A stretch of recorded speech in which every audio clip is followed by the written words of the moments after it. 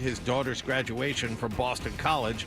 At the NBA playoffs, the Celtics are done, but Western Conference top seed Oklahoma City is not. The Thunder destroyed Denver in a Game 7 yesterday, 125-93. They host Minnesota in Game 1 of the Western Conference Finals tomorrow night. After beating the Celtics, the Knicks will host Indiana in Game 1 of the Eastern Conference Finals on Wednesday. In hockey news, Brad Marchand had an empty net goal and an assist. The Florida Panthers won in Toronto in Game 7, 6-1. They visit Carolina for Game 1 of the Eastern Conference Finals tomorrow night.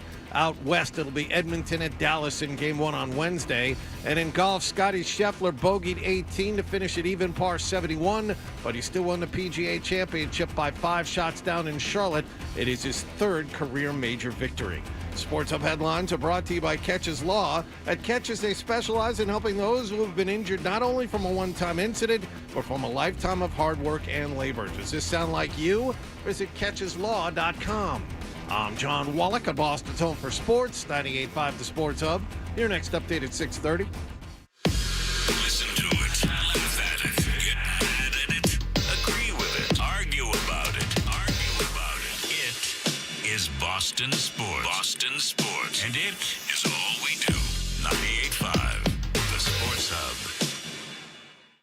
Ladies and gentlemen, I need all of you to stop what you're doing and listen. Toucher. When has that been necessary to fact check? And Hardy. I am not known as Mr. Fun. On 98.5.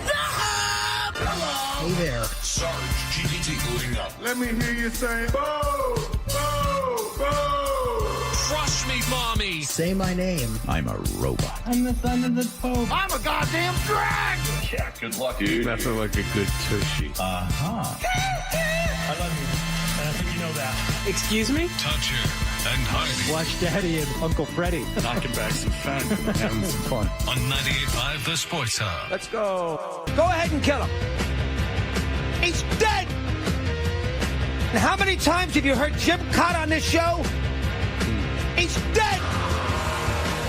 Hey, good morning, everybody. Good morning. We are Toucher and Hardy. I heard this thing of Mad Dog saying, and he pulled the parrot out of a hat. Hey, every time he wants to pull the parrot out of a hat. Yeah, I like it. He gets all mixed up. Absolutely not! That's part of his charm, because he gets everything mixed up. Something hanky-panky going on! We are Toucher and Hardy. He's a big proponent of Thibodeau out-coaching Missoula, which we can ask Forsberg about at 8 o'clock. Really? Yes, really. It's true. You can watch us on YouTube live, of course, and then if you're listening to us on the podcast, you can watch the show on YouTube forever, unless something happens that they take it down. That is what is going on with us. It's very exciting. And a big weekend this weekend, very busy weekend. And we will get into that later, but I will tell you right now that I did go to the Coolidge Corner Theater on Friday with my daughter, and I did see the movie Friendship. Ooh, okay. So... Yeah, you're ready to be bored, but then I popped something at you. No. I got a brief review from you over the weekend, and I have to say, was not overly enthused by your initial review. It seemed tepid. It was not like a laugh riot. Now, this is the new Tim Robinson movie it's a R-rated comedy Tim Robinson movie with Paul Rudd. Tim Robinson is the main guy of I Think You Should Leave, which, of course, was a sensation. And if you look at it, it's funny because it was grossing $10,000 per screen, because I have been looking at Box Office Mojo about that, and which is, 10 times as much as anyone else. For instance, it's grossed $1.4 million over, but it's been only in 60 I theaters. was going to say this was the limited release weekend before it hits all yeah. the theaters next weekend. Yeah. So, like Thunderbolts was number one. It got $4,000 per screen. Friendship got $23,000 per screen. So people have been going out to see Friendship. They've been going. Like I never go to Coolidge Corner Theater, and I went. It wasn't at the big freaky one. It was in the big freaky theater. It was at a smaller one. And then, but what was good is we got there early enough to see the previews, and the previews are all anime.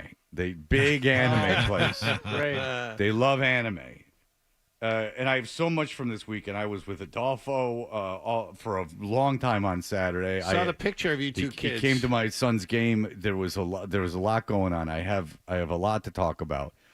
But I will tell you about Friendship is that you're not going to. There's a couple very funny scenes, but I don't think it's even supposed to be super funny. It's very compelling. My daughter is 14. She did not look at her phone one time. Okay. And she seemed to enjoy the movie,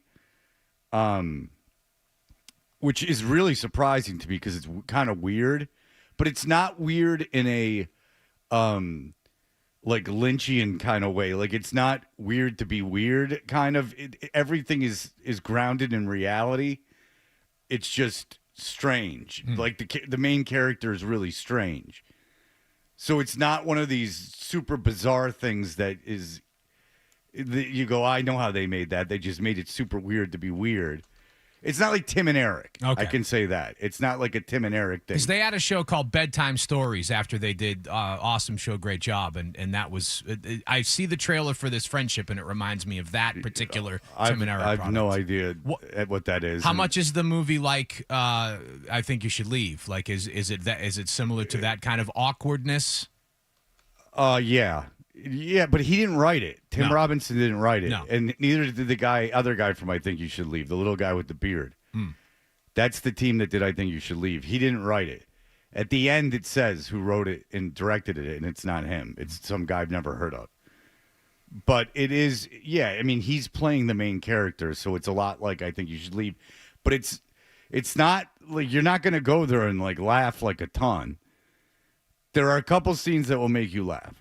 But for the most part, it's just about a very strange guy. And it's got the lady from Succession that gets thrown in front of the train. And she's good looking. Yeah. But you can't really tell in this movie because they don't doll her up very much. The which one from Succession? The one who played Shiv? The one who he throws in front of the journalist he throws in front of the train. Like they're standing in front of the train and she goes to meet him and then he pushes her in front of it in D.C. I don't remember that. She was a big character, but she gets killed off. Well, Spacey was still on the show because I didn't see it once he was gone. Succession? Oh, not Succession.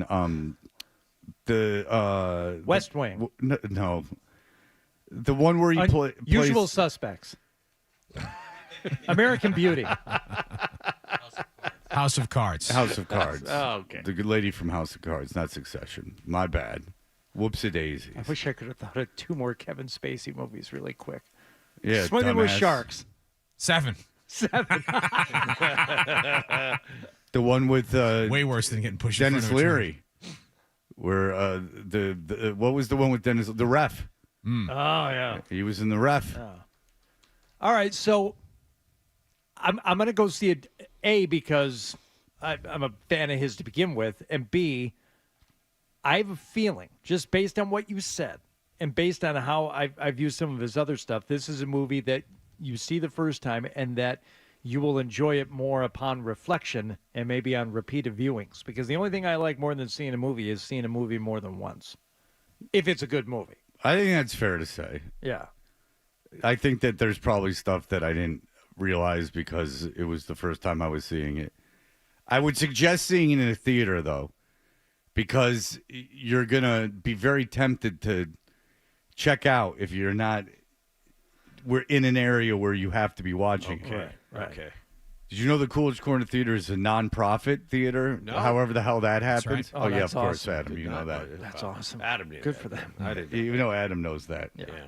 So Even though he doesn't go there. so Adam's kind of a poser. He doesn't support the local scene with the Bim Scala Bim thing. He doesn't go to Coolidge Corner Theater. He's kind of a poser. He's just walking around state parks. That's all he does. I'm going to be covering Boston Calling this weekend. Yeah, that's quite a That's a big DIY nonprofit. affair. Yeah. A big nonprofit. It's a lot of local acts. Underground. Yeah, that's why they do it. Yeah, Dave Matthews Band. They got a Good for whole you. local stage. Good for you. And I'm That's sure where I hang out. I'm sure it's well. You're the one. At least you'll have plenty of space. I was just gonna say a lot of elbow room. Yeah. You think that usually the Dave Matthews Band audience is pretty diverse, looking to check out some new stuff. Yeah, I'll be gone by the time they go on Sunday night. You didn't know that. That wasn't the plan.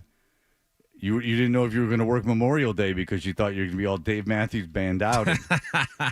That is Well, no, I true. knew I was going to be going Sunday. I from the jump, I knew I wasn't going to be staying to see them. I have no interest in that. is Adolfo still in town? No. Okay. Adolfo left Sunday morning. Did you have to get him to the airport? Why would I have done that? I just He asking. won't take his own parents to the airport. He's not taking Adolfo. Yeah. Why would I? Yeah, why would I possibly have taken? Just out of curiosity, seriously, why would I have taken It's him true. to the airport? You guys were hanging out. I don't know if you saw each other on Sunday. No, but why would I take Adolfo to the airport? Like, why would I go into the city and go take him to the airport? Because you're his friend, and sometimes friends do that. Don't act so puzzled. You know why.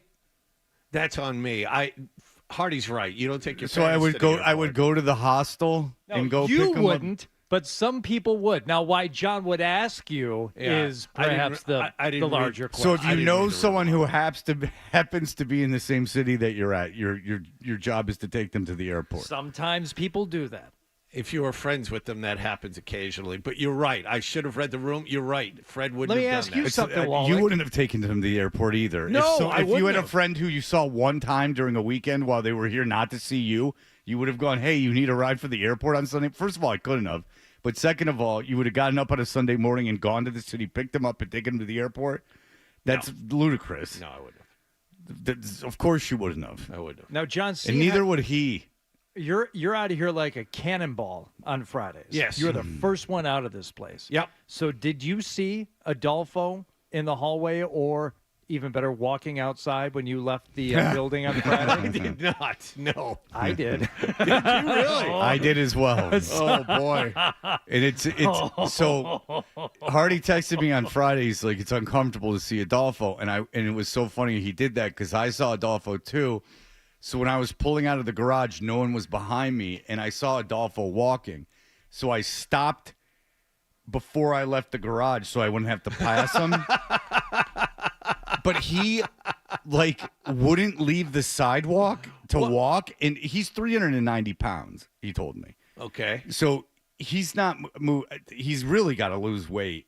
He's really got to lose weight. Like I told him, I'm like, you're going to die if you don't lose weight. He's going to be 39. He's going to die if he doesn't lose some weight. Yeah, he needs to do something about that. But Anyway, so he was walking super slow, obviously, but he wasn't cutting through the grass. So he left the building, took a left down the sidewalk, and then walked the periphery of the sidewalk to go turn right again.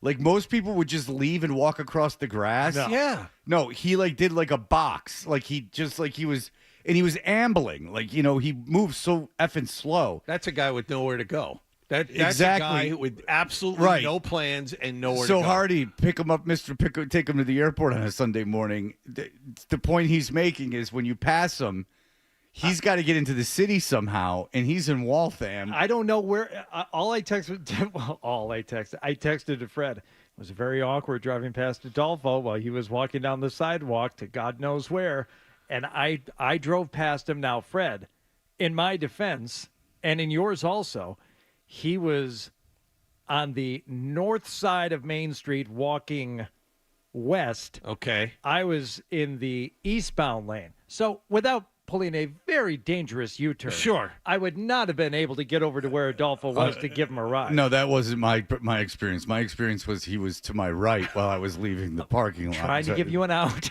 No, he was to my right. No, He didn't ask for a ride. I didn't think about it, and by then it's like, oh man,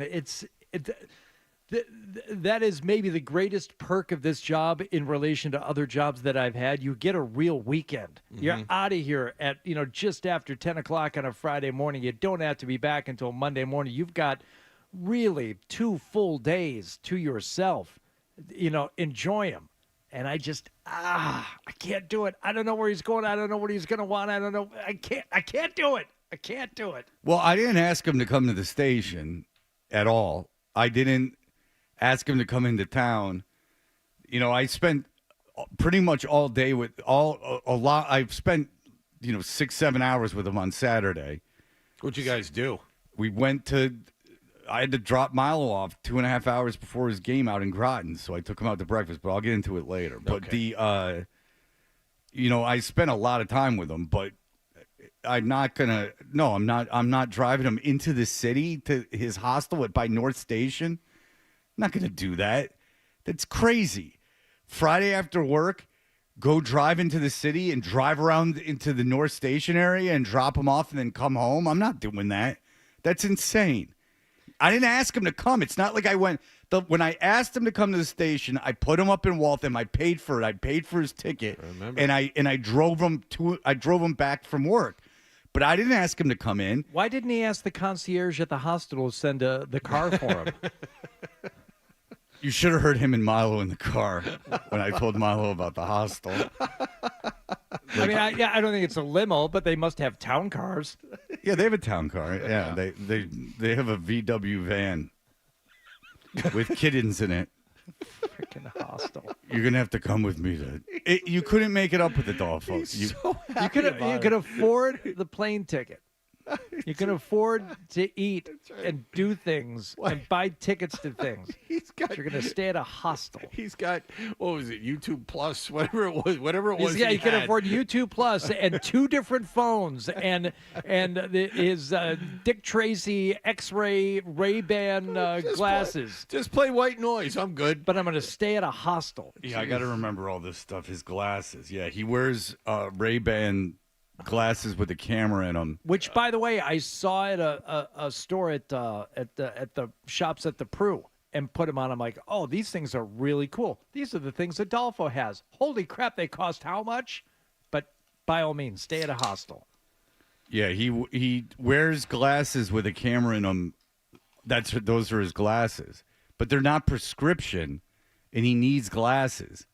So he's wearing these. Wait, they're not prescription, you said? No, and he doesn't wear contacts, but he needs glasses.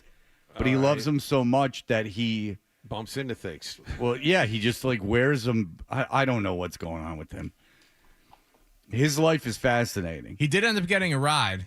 George here gave him a ride to Alewife. So think about that. Really? From here to Alewife, and George then he takes the red line to Park Street, and then gets to North Station that way. Is Alewife the station? It's at the end of the red line in Cambridge. Fresh Pond. Yeah. Like at the Route 2 rotary there. Right at the bottom of Route 2 before it gets crazy. Okay, because you could have taken him to the station in Waltham.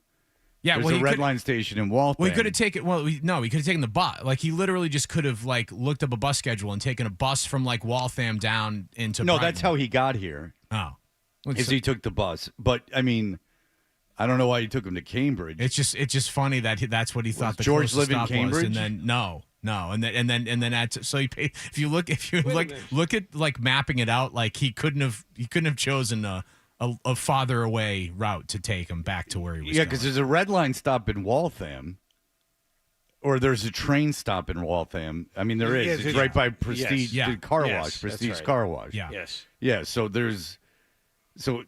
that would have made the most sense. And even if that one goes into South Station and not North Station, he's then he's closer than if he had Well, yeah, you just had to transfer trains. I don't know why he went all the way to get off at Park Street, and walk over the top there. It doesn't even matter.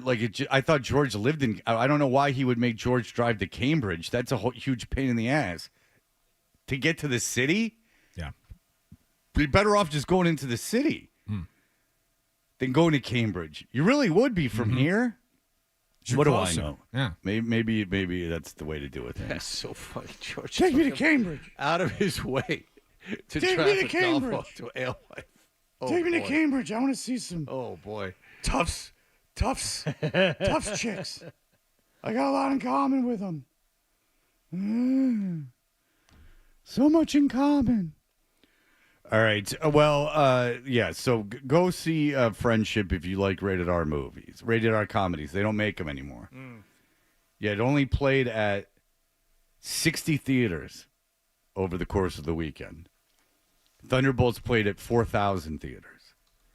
So I'd imagine Friendship, is going into wide release this weekend. But it was playing at 3 theaters around here, so who knows? But we live in a major metropolis for the time being, so we'll see. All right, Hardy, there is many goings-ons over the weekend, including the good news for the Bruins and the NBA and the Red Sox and so on and so forth. We will have all of that for you coming up in just a moment. You're listening to Toucher and Hardy.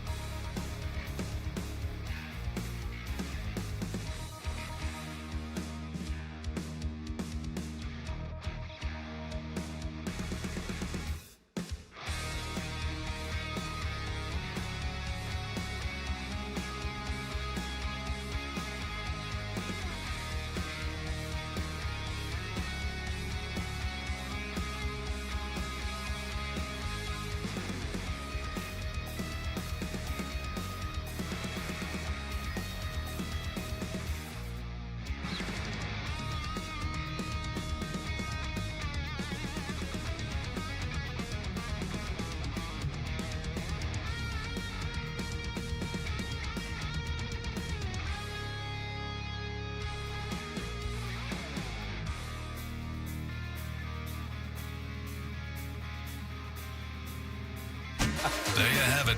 Toucher and Hardy resumes on the Sports Hub. Did you catch a game last night?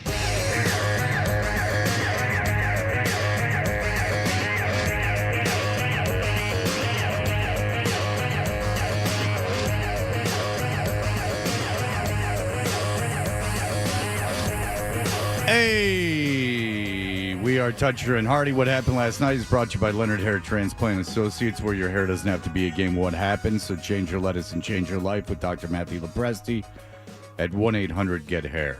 Before we begin with what happened last night and yesterday, let's flash back to Friday night just for a moment. Payne gets the rebound with the shot clock turned off. If you want to knock off the champions, you have to play like champions. And the Knicks did that tonight. A 119-81 win. And the outcome that no one in the NBA saw coming, aside from the New York Knicks themselves. Knicks in 6. And they're on their way to the Eastern Conference Finals for the first time in 25 years. With a resounding 119-81 win over the Celtics Friday night in New York, let me tell you, all the conversation that was going on Friday, the fact that anybody was picking the Celtics to win didn't bother me. What bothered me was the insistence that had they stormed back and won in games 5 and 6, just chalk them up as winners in game 7 at the Garden, which would have been last night. I'm like, Tonight. We got this wrong last week. Yes, it's tonight. Game 7 would have been Tonight. whatever.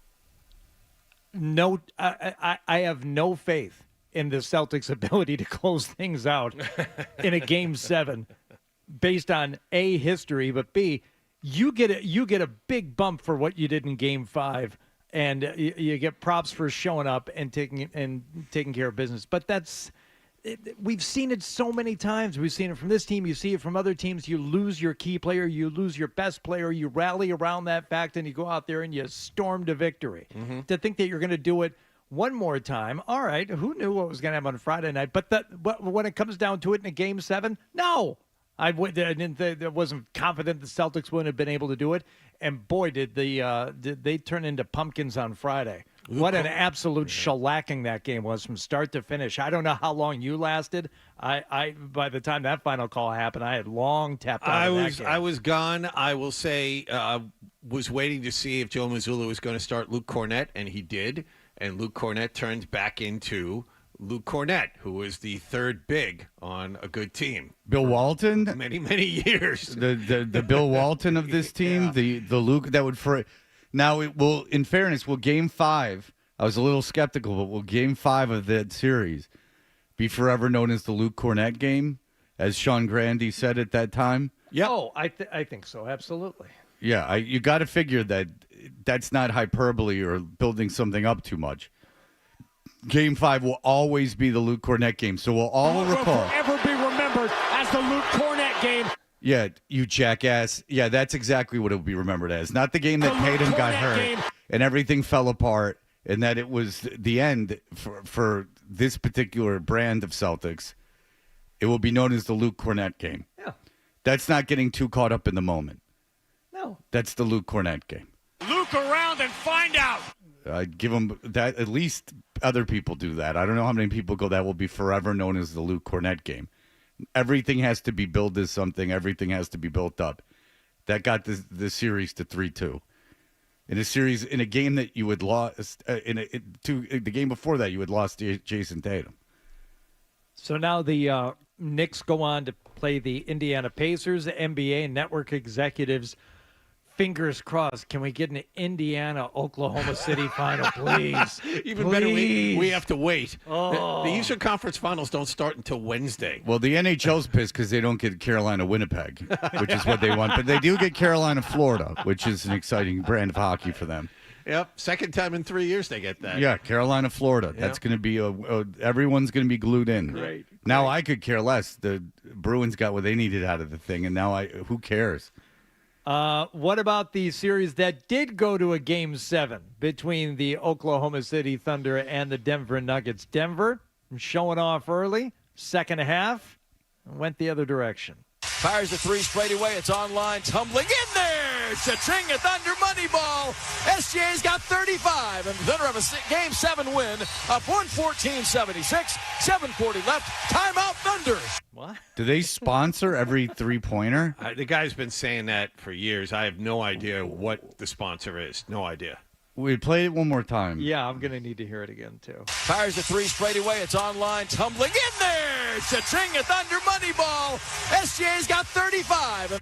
I don't know what the sponsor could be. Bring a Thunder? Cha-ching, a Thunder money ball. Yeah, and there doesn't seem to be a sponsor in there. That's a joke from I Think You Should Leave that Santa Claus makes. He goes, yeah, I love that gun. Ah, yeah, I like that gun. Cha-ching, I like that. I don't care about it, but it's not good behavior. Cha-ching is the kid from Family Guy's line in the old fast food commercial from when we were kids.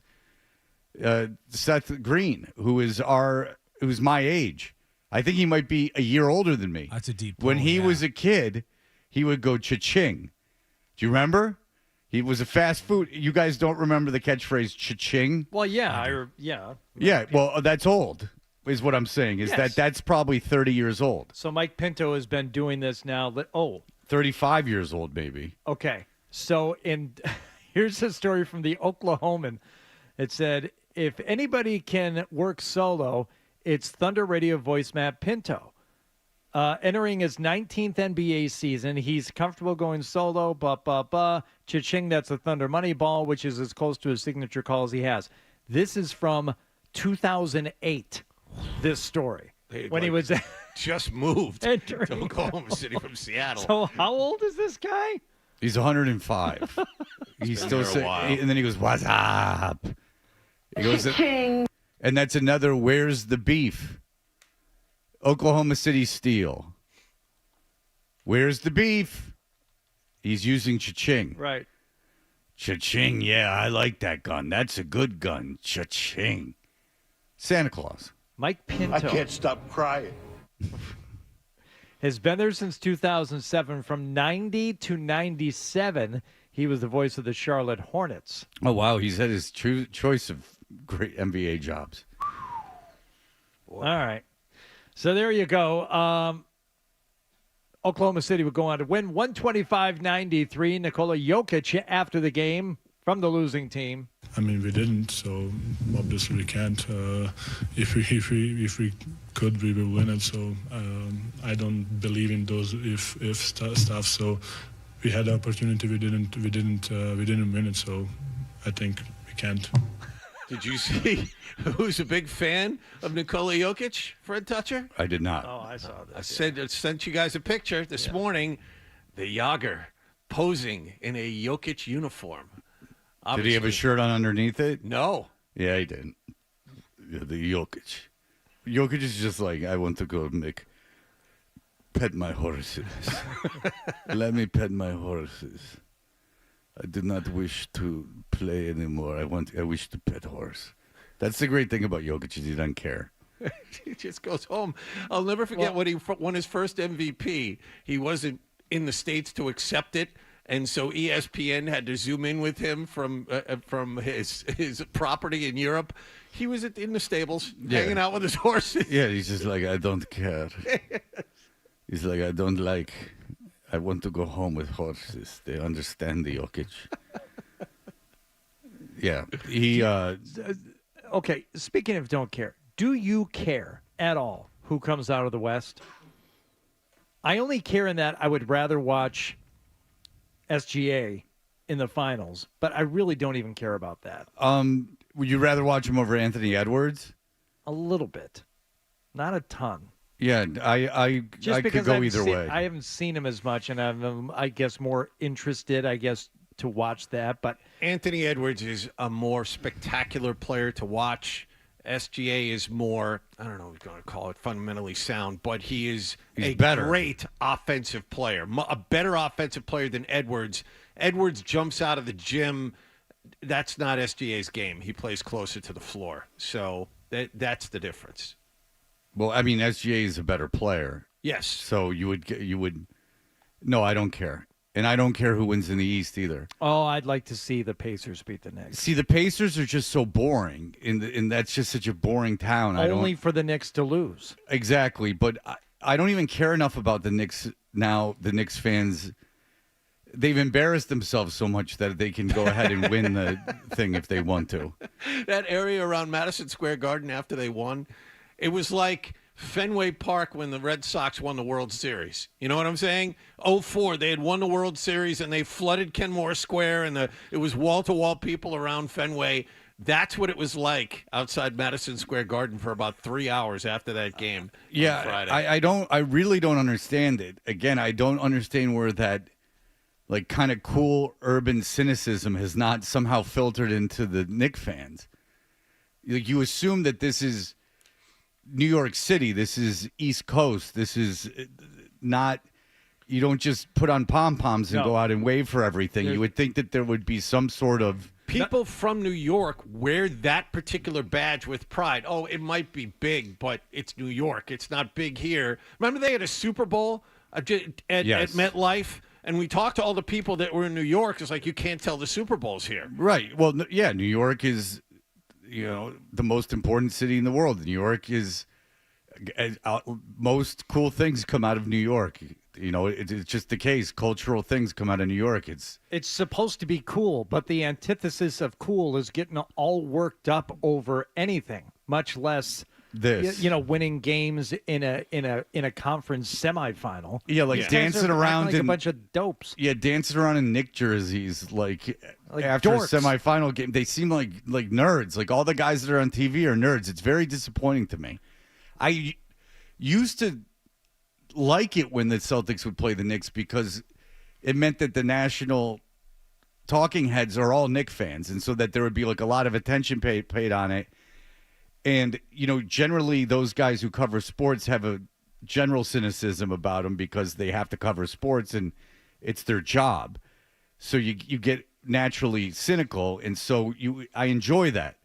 I enjoy that about urban areas is that kind of been there, done that cynicism or that fatalism when it comes to sports, but they don't have completely absent with Knicks. Like, I get it with Yankee fans because the way baseball's set up is that the chances of them winning are probably, they got a 20% chance of winning the World Series every year they go in because, for instance, there's already articles about if the Pirates will trade Paul Skeens this year. They got 4 or 5 years left to control, and they're already talking about that. So, the system's rigged for the Yankees to win. It's rigged for the Red Sox to win too, but that's the way it is. Yes. So I get the Yankees because I don't even think it would be that fun to be a Yankee fan because again, you're rooting for something where the dice are loaded. Chances are you're going to win. So all you can feel is disappointment. Yeah. So, all I know the best is Jet fans, and I don't know any Jet fan who runs around. I mean, Greenberg does his dance on ESPN, but he's put on a show for Iowa. He's got to hit the flyover states. So I get why he's doing that. But I don't know many Jet fans that are like, huzzah, we're the best. I think if you listen to WFAN, if they're talking about the Jets, which is very rare, they're generally a Giants station. But if you're listening to WFAN and they happen to be talking about the Jets, I can't imagine there's a lot of positivity going on about that. And the Knicks are worse than the Jets in a lot of ways, or at least the same. The Jets won in 69, the Knicks won in 73. The Jets made 3 AFC championship games in my lifetime. The Knicks have made 2 finals in my lifetime. Did they ever make it in the 80s? No. They made it in 94. 93, 94. After Jordan retired, they made that one. And then in 99, I want to say. Okay, so 2 maybe. So they're the Jets. It's the same thing. They're the Jets. I don't understand why. And there's more than one team. They got Brooklyn. So, the Jets and the Giants. I don't know why they're not more. They don't behave more like that. Just that fatalism. You've seen the drafts. Yeah. People go in there. Used to go when it was at the Marriott Marquis. They used to go in the Jet jerseys just to boo. Yeah, I wonder if it's just like a younger core demographic for basketball. Like maybe they haven't developed that cynicism. But it wasn't like when I was a kid. people are running around like all spastic about these New York teams. It might be it's the younger generation is just more footloose and fancy free than we were as Generation Xers. Yeah. As a very nihilistic generation. But whatever it is, it's certainly annoying. Yeah, 94, 99, they lost to Hakeem Olajuwon in 94, and then Tim Duncan and Popovich in 99. Yeah, 99 is, again, a very black hole area for me in sports. I was just out of college. I was not paying any attention.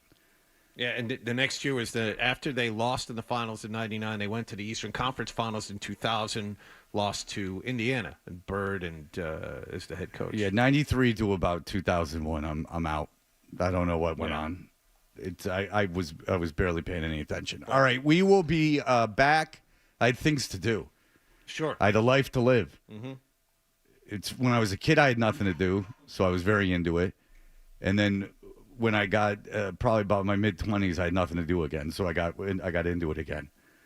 But there was that's from about 18 to 24. I didn't care at all about anything. I remember walking past the room, the shared room in the dorm, like where they had the TV back before computers, and walking by, and I saw the Jets were in the playoffs, and I'm like, huh, how about that? And I'm like, I didn't know that was happening. Boomer Esiason's the quarterback? I didn't know this was going on. All right, look, we'll be back. Here are the headlines. No, I like that good. Sports Hub headlines. Presented by Celsius Energy Drinks. Red Sox lost to Atlanta at Fenway Park yesterday, 10-4. They lose 2 out of 3 to the Braves over the weekend. They will host the Mets tonight. Alex Cora will miss this game to attend the graduation of his daughter from Boston College. At the NBA playoffs, Oklahoma City beat Denver in a Game 7, 125-93 to reach the Western Conference Finals. Florida Panthers won a Game 7 in Toronto, 6-1. They're through to the Eastern Conference Finals. And world number 1 Scotty Scheffler won the PGA Championship yesterday down in Charlotte by 5 shots. Sports Hub headlines are brought to you by Valvoline Instant Oil Change. Enjoy quick and convenient vehicle maintenance this month. Visit NewEnglandOilChange.com for 15% off your drive-through oil change at Valvoline Instant Oil Change, the official oil change of busy people. I'm John Wallach on Boston's Home for Sports, 98.5 The Sports Hub. Your next update at 7 o'clock. You're listening to Toucher and Hardy on the Sports Hub.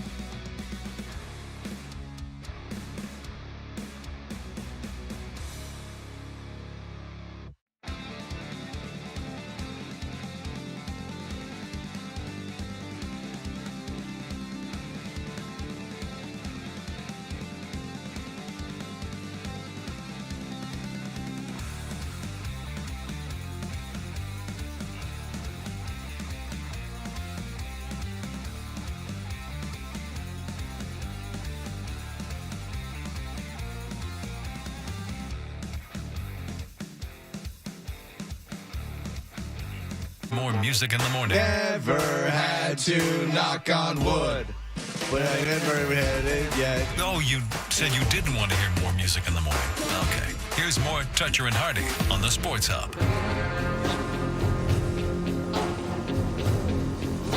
Yeah,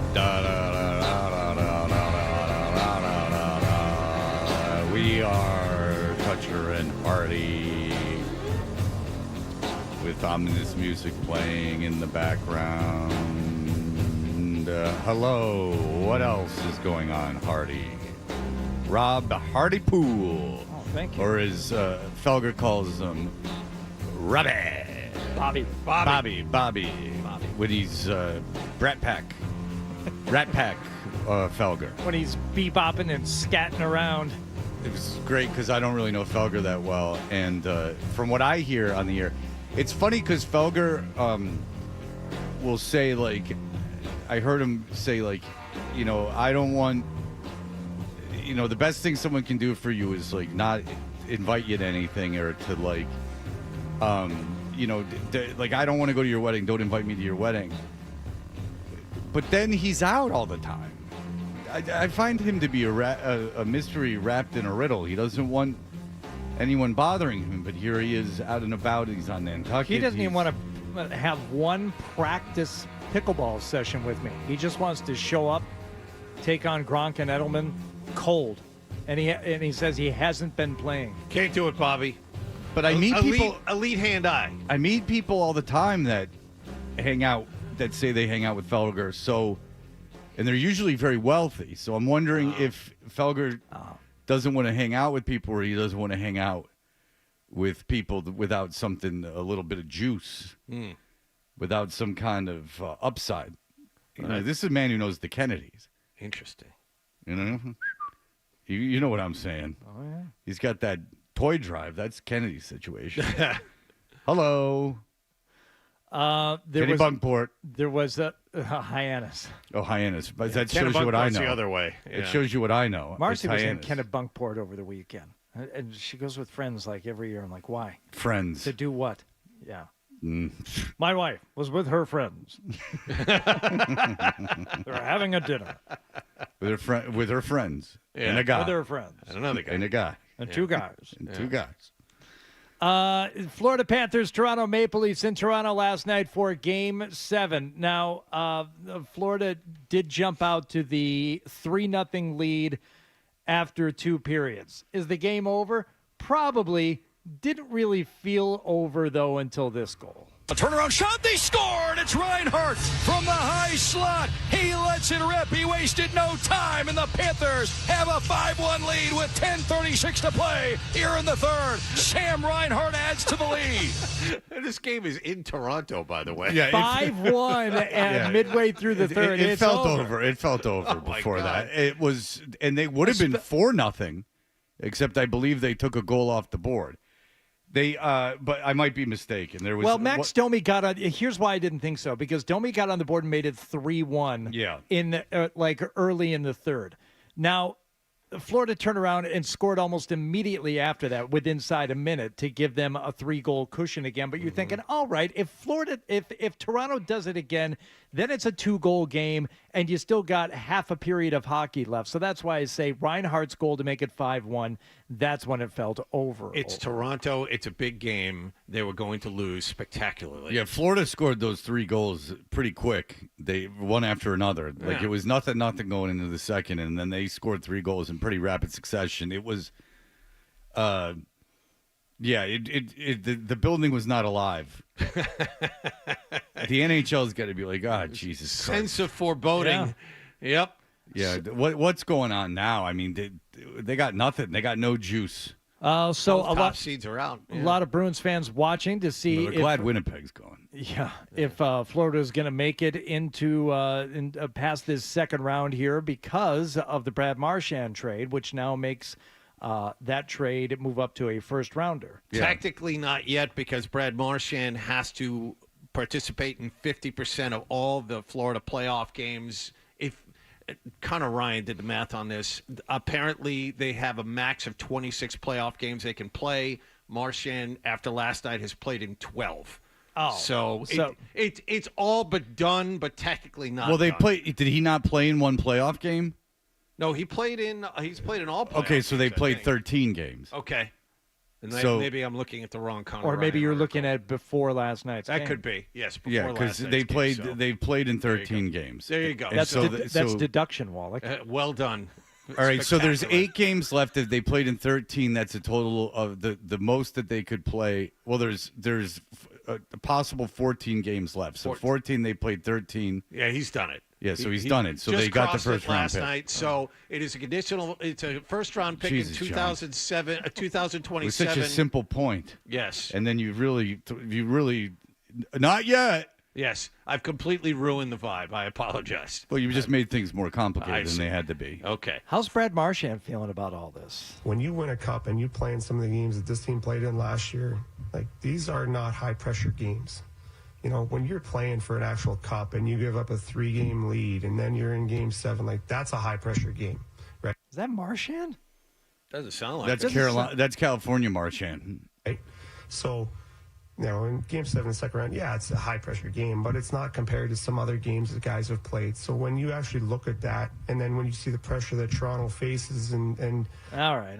Yeah, that's like that's Florida kicking back Marchand. That's veteran done it all Marchand. That's blew out his flip flop, stepped on a pop top, cut up his heel, had to cruise on back home. Marchand. That's Marchand just saying I got fins to the left, fins to the right, and you're the only girl in town. Do you want to talk Red Sox at all? No. Not All right, really. so we will be back. What about the Grand Slam? I take it was the Braves that because it would be mathematically impossible. No. No, they scored They scored how many runs yesterday? 4. They Oh, scored I 4. thought it was 10-1. No, No, from 10-4. No, you got to go back a couple. All of right, good nights. buddy. Ah! Devers pumps it to right, way back, and gone!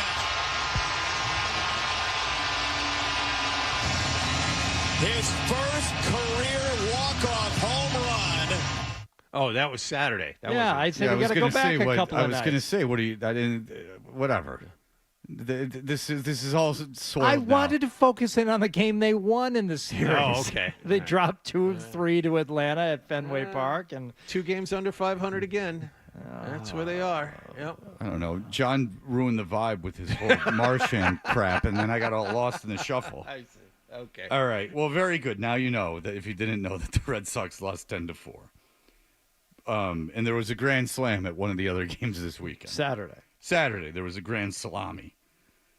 So there you go. If you're a Braves fan, you're very excited that after a very tough start, they're now over 500.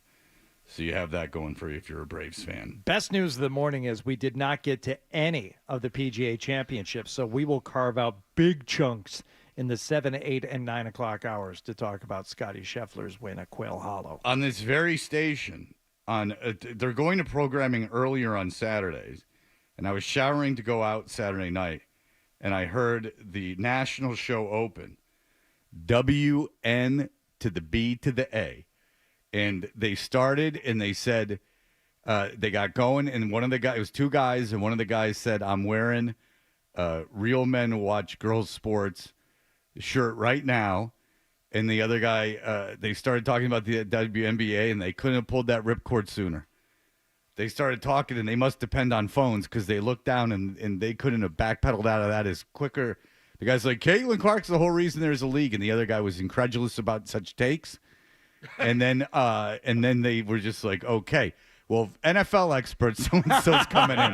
Like he couldn't have pivoted quicker. We'll go from WNBA, who just started their season, to NFL talk in the spring, because that's actually, ironically, maybe not surprisingly, better. You could tell they were in 2 different states and that they don't have monitors to see each other because the guy was describing what he was wearing to the other guy. And you can tell that they're just like, we need phone calls, and that we're on in like 100 markets because no one cares about their programming on Saturdays. And then they couldn't have gotten out of that quicker because I was in the shower and I'm like, Jesus Christ, what are these guys doing? And then they're like, football expert. And you went, okay, you saw where the action was. Not so concerned about the Caitlin Clark fight in quotations. Okay, we'll be back in just a moment. Yeah. You're listening to Toucher and Hardy on the Sports.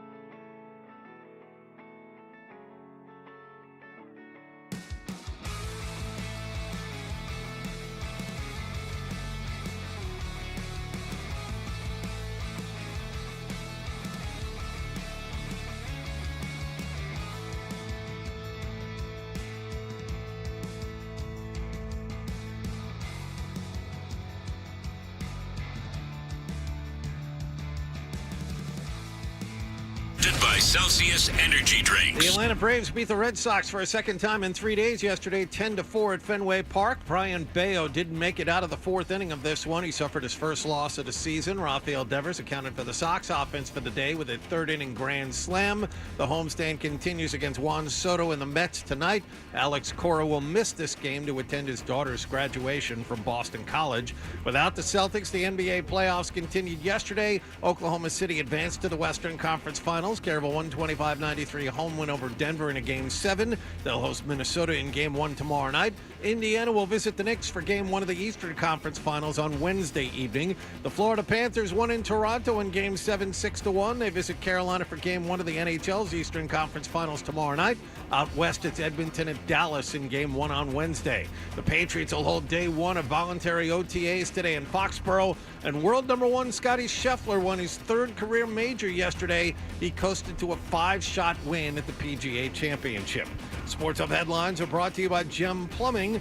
Cooling installs and 24/7 service. Go to AskGem.com.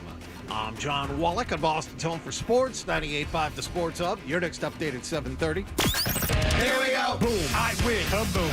Yeah. Hit somebody. We've got a passion for Boston sports. Get angry. 98.5 The Sports Hub.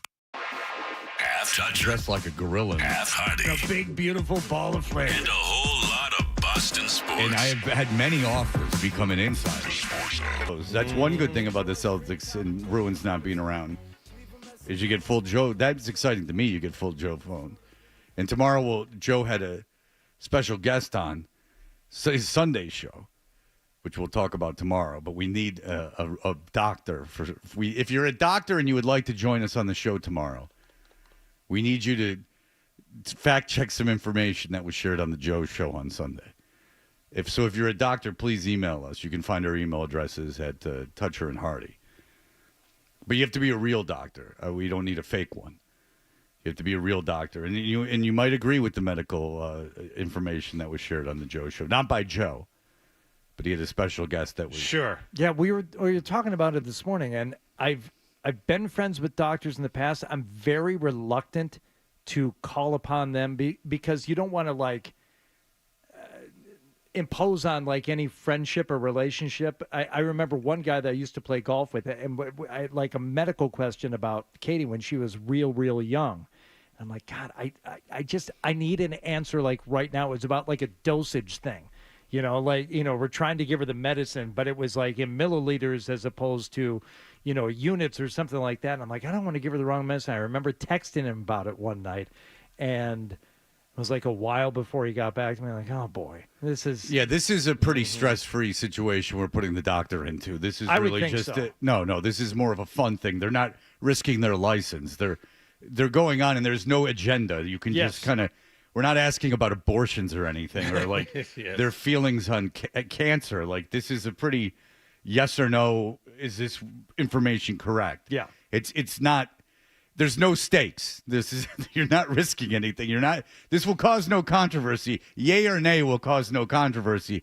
It's just basically there was a lot of dietary stuff being announced, and we just want to know if it's right or wrong. It's not going to cost you your medical license. Yeah, just maybe even just your opinion on nutrition and brain chemistry. Yeah, this isn't. We're not asking to see if someone's really hurt, or even like if someone's knee is really hurt. This is a no stakes situation. It's an easy one. It's not life or death or anything to do with sports. It's just we need to know if nutritional information is correct.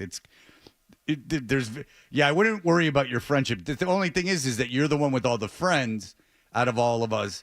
Adam, of course, doesn't know any doctors unless they're hobo doctors, guys that know how to stitch things on a train. And if someone's riding the rails and gets their foot run over, that they can create a tourniquet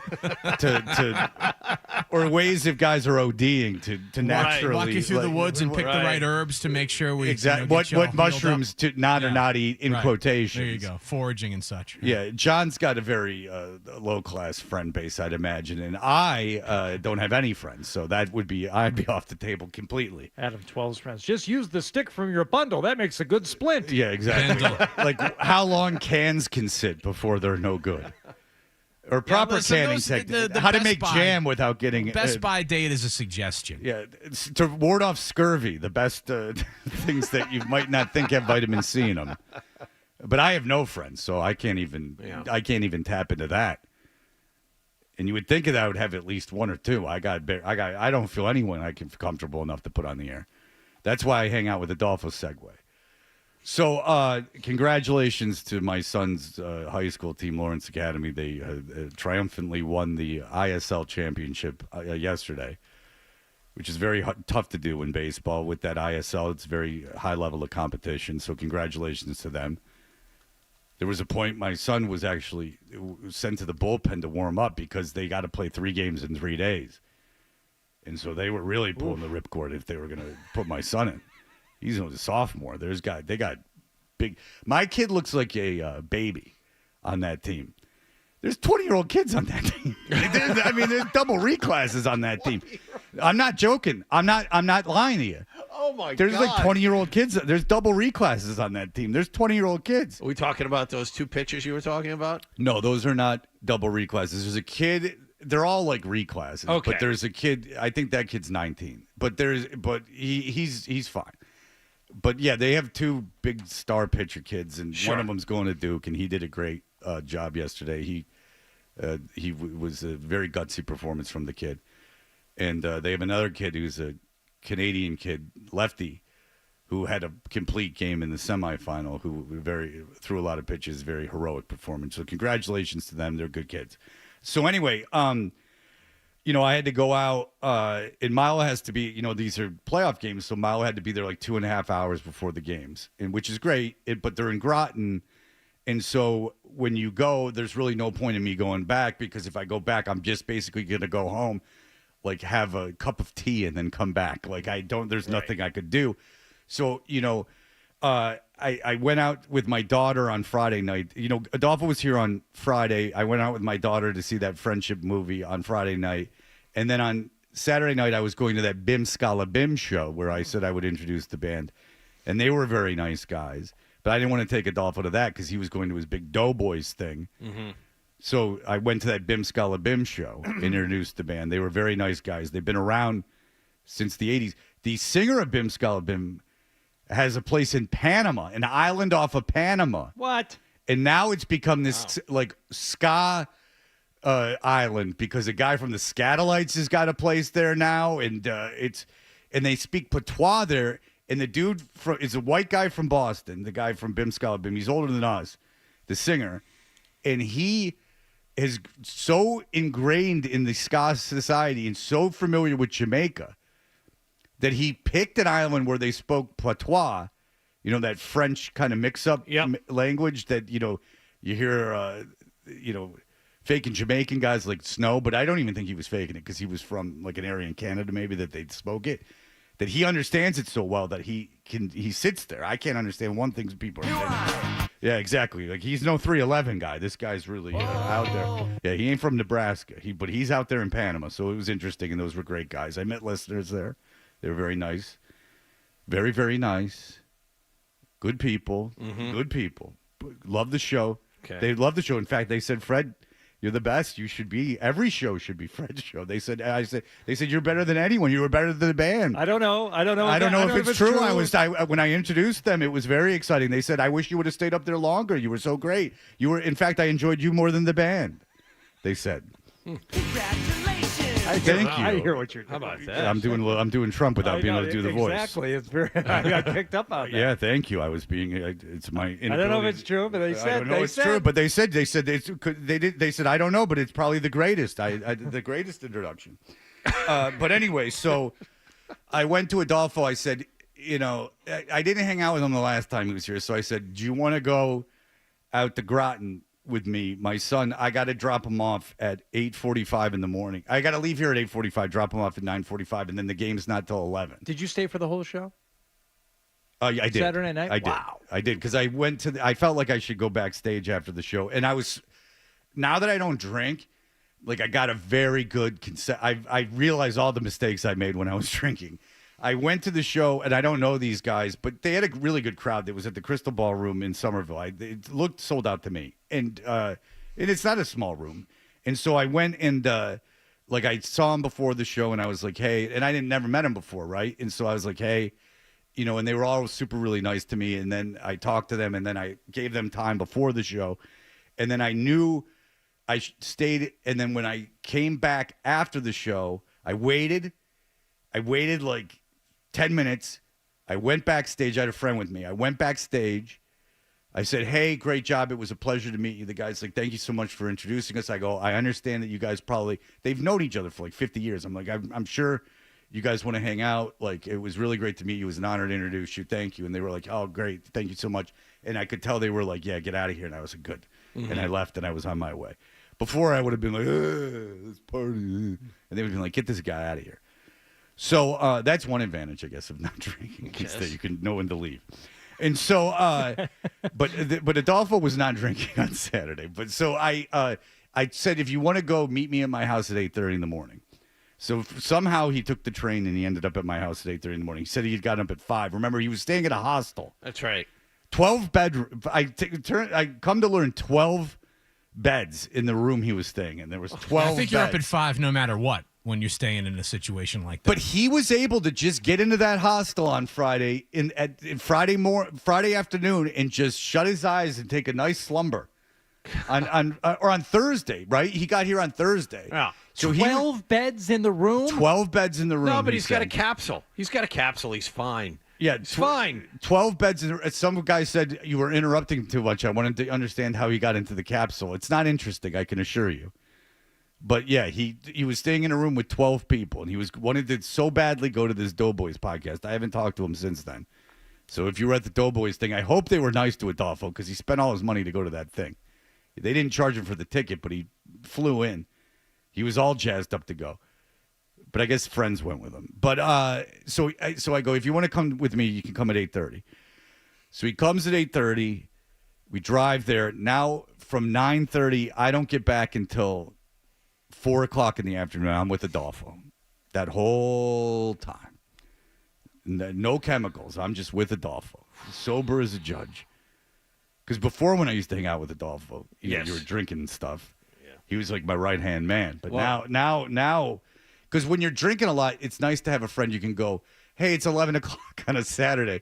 You want to go out and watch football in quotations? They're like, yeah. And you're like, hey, I'll just pay. And then, they'll come with you anywhere you want to go. You used to be, Adolfo was America's guest. You used to pay for all his drinks, correct? Yeah, but he was, and I like Adolfo, but Adolfo's like, he really is a kid. And I did it again on Saturday. I go, like, Milo. Like, I started to go, Milo. Like, because he's reminds me of Milo when he was like 6 or 7. Right. That's the best way to put Adolfo, is he reminds me of my son when he's 6 or 7. So one thing we go and we have breakfast, and I like Adolfo and everything else. I put a picture up on Instagram. You can go look at it. Adolfo's very heavy right now. He's got to lose weight. And I'm not being mean. He's got to lose weight. I hope you're hearing this, Adolfo. You got to lose some weight. You're going to get in health trouble. He doesn't go to the doctor either. This is what I'm doing with him. This is the relationship I have with Adolfo. Like, you have to go to the doctor. Like, so you told him this you told him this to his face? Yeah. Okay. I'm like, when was the last time you went to the doctor? He's like, it's been a long time. I'm like, you have to go, because a doctor has to tell him. A doctor has to tell Adolfo that you need to lose weight. Like, you're in bad health. He's still going to be 39 years old. Like, he's got to lose some weight. I'm not being mean. Yeah, of course I told him this to him. He needs to hear it because no one else is telling him it. And if that's mean, then you know what? No. Fire me. Because if that's mean, you're wrong in my opinion. My opinion is that someone needs to tell him he needs to lose weight. You're because his friend. You're worried about him. That makes sense. Yeah, it's not for his. It's not. Wasn't a fun like? Hey, I know. I'm like, you need to lose. You need to go to a doctor. This is a medical situation. You weren't busting his balls. No, I wasn't going. Hey there, Lardo. I was going. No, you need to go to a doctor so they'll tell you to lose weight and tell you how to do it. Like, if any lifestyle change, let's not get into it. So anyway, it wasn't a long conversation. I just said, you need to go to the doctor. So we go out to breakfast. It's lovely, da-da-da-da. But now I'm in the stands with him. So this is, Lawrence Academy. These are people I would assume are basically educated. So we're in the stands, and I don't know what's going on. But we're sitting there, and Adolfo's loud. And so Adolfo gets to talking.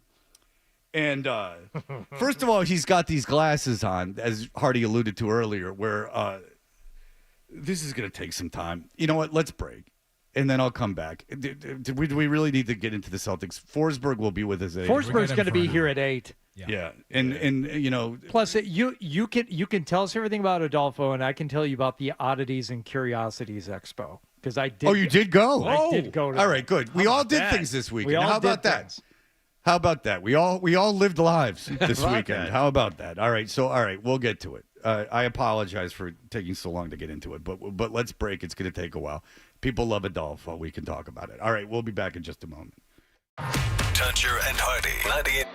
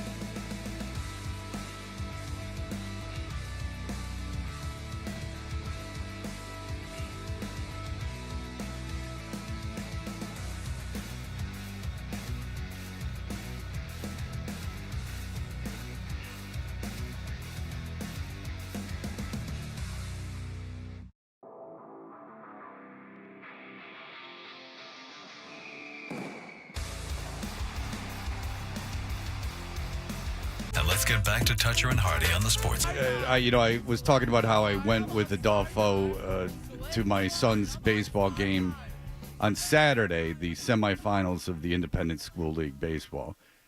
And he plays for Lawrence Academy, and they won the thing. But I was there for a very long time with him. But with the return of Adolfo comes with the return of angry Dick Flaven.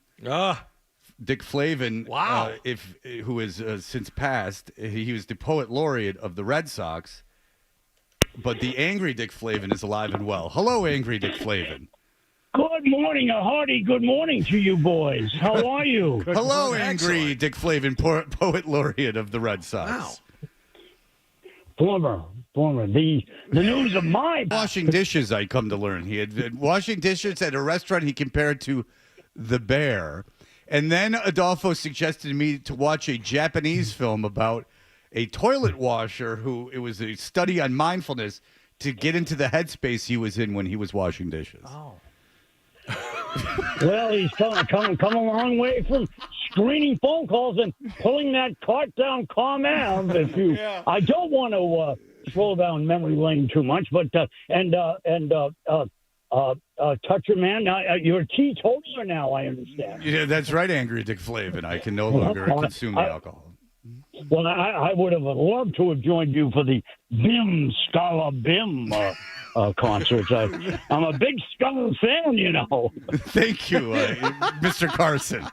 Thank you. I appreciate that.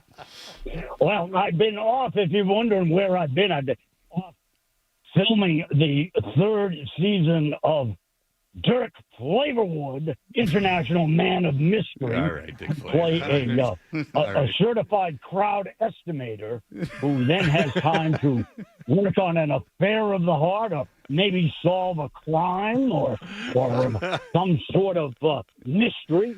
And every episode ends with me and my glee club on the gazebo singing a nice tune. And it's all sponsored by the good folks at the Craftmatic automatic adjustable bed. The greatest salesman in the world, by the way. You know, you can't bring that bed in the house. You got to prop up people in pillows and simulate the whole experience. That's right. They're always in a showroom in front of a live audience. Thank you, Angry Dick Flaven. That's great. He was close to that third rail for a while there, but he reeled it back in. He comes with written material, Dick Flaven. Yeah. But it's been a long time. I love Angry Dick Flaven, who came, of course, after the real Dick Flaven screwed up on Nesson and gave up on his poem. Yes. And said, forget about it. It doesn't matter. Not very good. It's not very good. All right. Dan from Newton, our good friend. Hello, Dan. I'm very offended, Freddie. Pat Homing in 2025. I mean, you can't do that to save a friend's life. You just need big and beautiful. And if you're just going to have everybody lose weight, then where is Wallach going to find those ample hams hanging out the back of a nice lady's pants? All right. His phone was not so great. He was being sarcastic about. He was like, how could you try to save your friend's life by telling him to lose weight? Can't do that in 20. And then he was saying that Wallach enjoys big asses. That's basically, if I have to interpret, because you could not hear Dan. Sounded about right, yeah. All right. So I got to drop off Milo at like 9:30 in the morning, and the game's not till 11. Or no, I had to drop him off at 8:45. I don't know. He had to be there 2.5 hours before the game. So Adolfo and I basically get to Groton at like 8:30. I dropped Milo off at 8:30. Yeah, that's the point. And so we go and get breakfast. I'll tell you, Groton is swinging at around 9 in the morning. These breakfast places are full. They're jumping, huh? They are jumping, and they're not. These are like European breakfast places. These are not just greasy spoons. Okay. You're talking croissant. We're talking real fruits. Money that I got to drop on this kid's breakfast. I mean, this kid, and I gave him half of mine. So he ate his and half of yours. Well, in fairness, mine was large, so it was a quesadilla situation. So I didn't want to eat the whole thing. So I gave him some of mine. But so anyway, it's lovely. I'm with Adolfo. I took a picture of it. So Adolfo wears these Ray-Ban sunglasses, as we've discussed, where they can film you. And the reason he wears those, he says, is because they also have a speaker that are in the part of the glasses behind your ear. So when he's working, he can play his YouTube radio without any interruptions. Like people don't know he has earbuds in. So while he's working at work, he's working on those cell phones. He can wear those, but they are not prescription. Now Adolfo needs glasses, but he's shunned the glasses to the side. He's worn glasses since he was like a little boy. He's thrown those to a side, so now he can wear these Ray-Ban glasses with the camera in them. It's more important to be able to photograph things you can't see than to actually see the things. Yes, he told me that he spent time on Friday after the show down at the Common at the fountain. There's some fountain, I guess, in the Common or something of that nature. And he sat there. I don't ever go there, but he sat on that fountain and taped it for 20 minutes. So if he misses Boston, he can come back and watch he can look back at the 20 minutes of video that he filmed. He told me all about how he had decided not to do a podcast because of the hurdles one has to clear to hire a company to do the advertising. I learned a lot about Adolfo, but I am now we're at the game. Okay. So we have breakfast and everything. We're at the game and we're in the stands. And it's me and Adolfo in the stands, and the rest of the stands are full. And this is not a big situation. These are tiny bleachers, right? Mm-hmm. Like there's like probably 6 bleachers. There's people on the grass, but we're in this. And so I take it the people at Lawrence Academy have educations, right? They're sending their kids to these prep schools. I take it they're educated people, but now I'm next to Adolfo. And Adolfo is talking loud. And he's talking about culture and poetry. And he's got a lot to say. Of course. But he doesn't realize, but I realize, everyone knows, people are coming up to him. Adolfo, we're big fans. I mean, I've been on the air for 20 years. like people with kids in high school and college, like, listen to the show and like when they're in their 20s. Like, there's a lot of fans of Adolfo. Adolfo stands out. So it's not just that Adolfo's speaking loud. Adolfo, people know who he is, and if they don't, they see the 390-pound guy at the kids' game that looks like he's 4. Like, Baby Huey over here with, he looks like he's an oddity that stands out. There's a game going on. Adolfo is speaking a little too loudly and in a voice that has a certain frequency that seems to penetrate other conversations. We're not sounds. at Fenway Park. We're at we're in Groton, Massachusetts at an ISL game. What are some of the things that he's saying out loud that are making you? He's like, well, I got something you could do with your daughter that she'd really like, but you'd hate it. And he's talking loud. And I go, what, Adolfo? And he goes, Black Box Theater. What? I go, what's Black Box Theater, Adolfo? Well, it's theater, but it's very minimalist. There's no sets or things. It's just people with the dialogue from the play. And I go, Milo. So I catch myself. I go, Milo, why the hell? And I go, Adolfo, why the hell would my 14-year-old daughter want to do that? What about it? Well, you'd hate it, but she'd love it. Why, Adolfo? Well, there's no sets or any kind of thing like that. So 14-year-old 8th graders would love this, huh? Because they don't want the glitz and glamour of the theater. They're lovers of the text and of the actual source material. They want raw abstract theater. They want experimental theater. If there's one thing an 8th grade girl who consumes all her media on her phone would want, is a nice experimental theater production, jackass. Well, like there's stuff I'll let Adolfo get away with, but there's a point where even because he again reminds me of like a 7th, like when my son was 7, going like, Dad, did you know that like you can make it like yeah. If you let me go to this camp, they put you on, they take you to space. Like, no, they don't, Milo. I'm not sending you to a camp in Florida. Like it's like. Experimental theater, Fred.